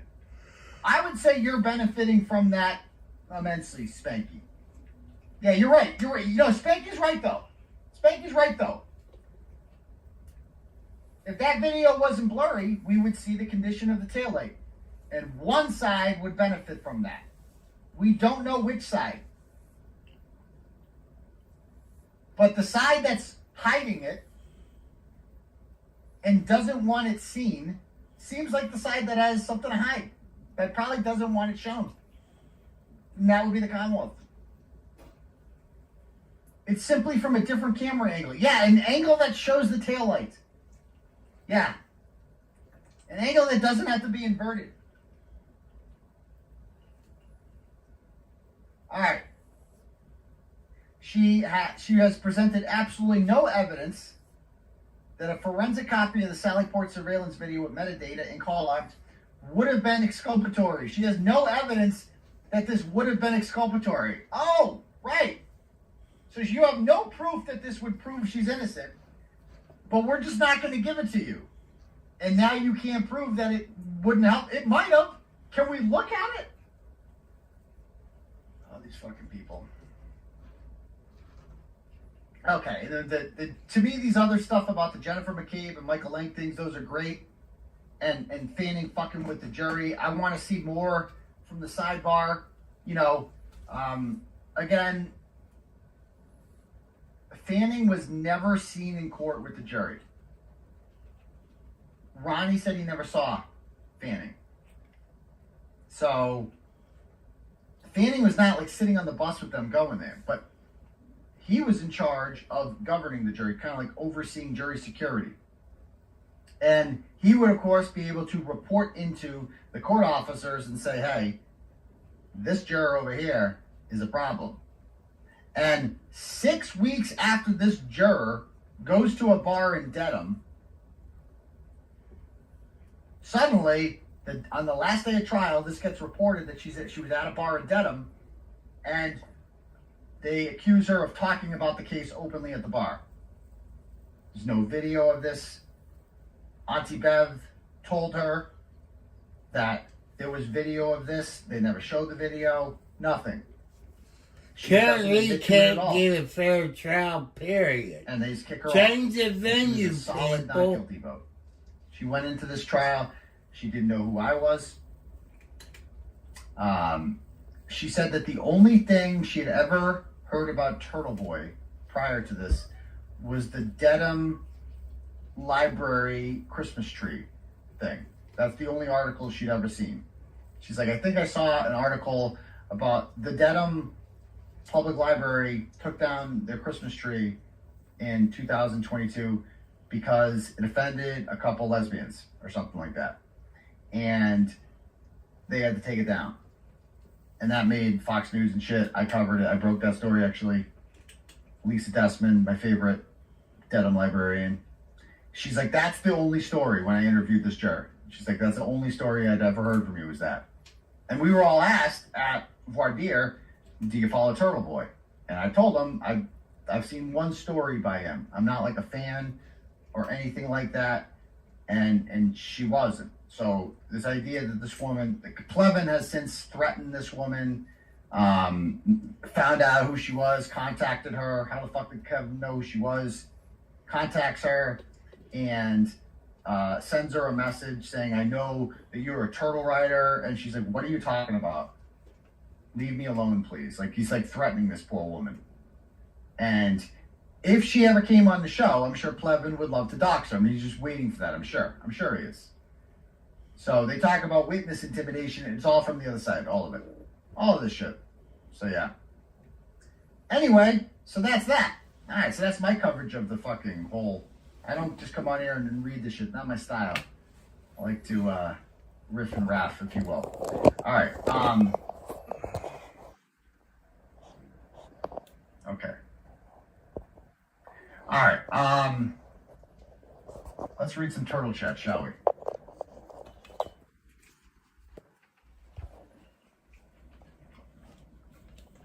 Pull Up Jen sends $5 and says, is there a dash cam footage from 6:23 when Jen said Karen told her to do the Google search?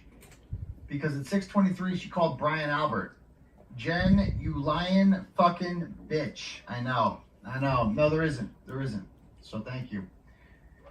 A-Rod sends $10 and goes, I thought the smoking gun was the chip analysis from the bites. Bites guy. Oh. So why need Judd to prove Kevin didn't break her taillight with John's Traverse? Yeah, we'll see. I don't think the chip off stuff is going to help them the way they think it is. I'm just saying. Thank you. Oksana sends $25 and goes, I wonder if Hanky was hired to protect Lally and the entire DA's office from perjuring themselves. Maybe. Kit sends $5 and goes, Glare had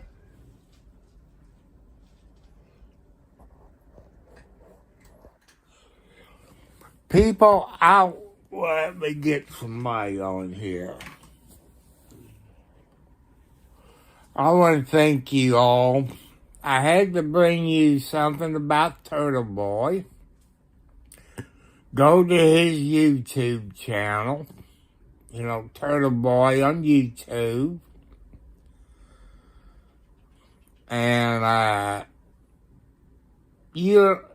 if it wasn't for Turtleboy, we might not knew about Karen Reed. So let's free Turtleboy and Karen Reed. But why hasn't Karen Reed's attorney asked for a change of venue and a change of judge?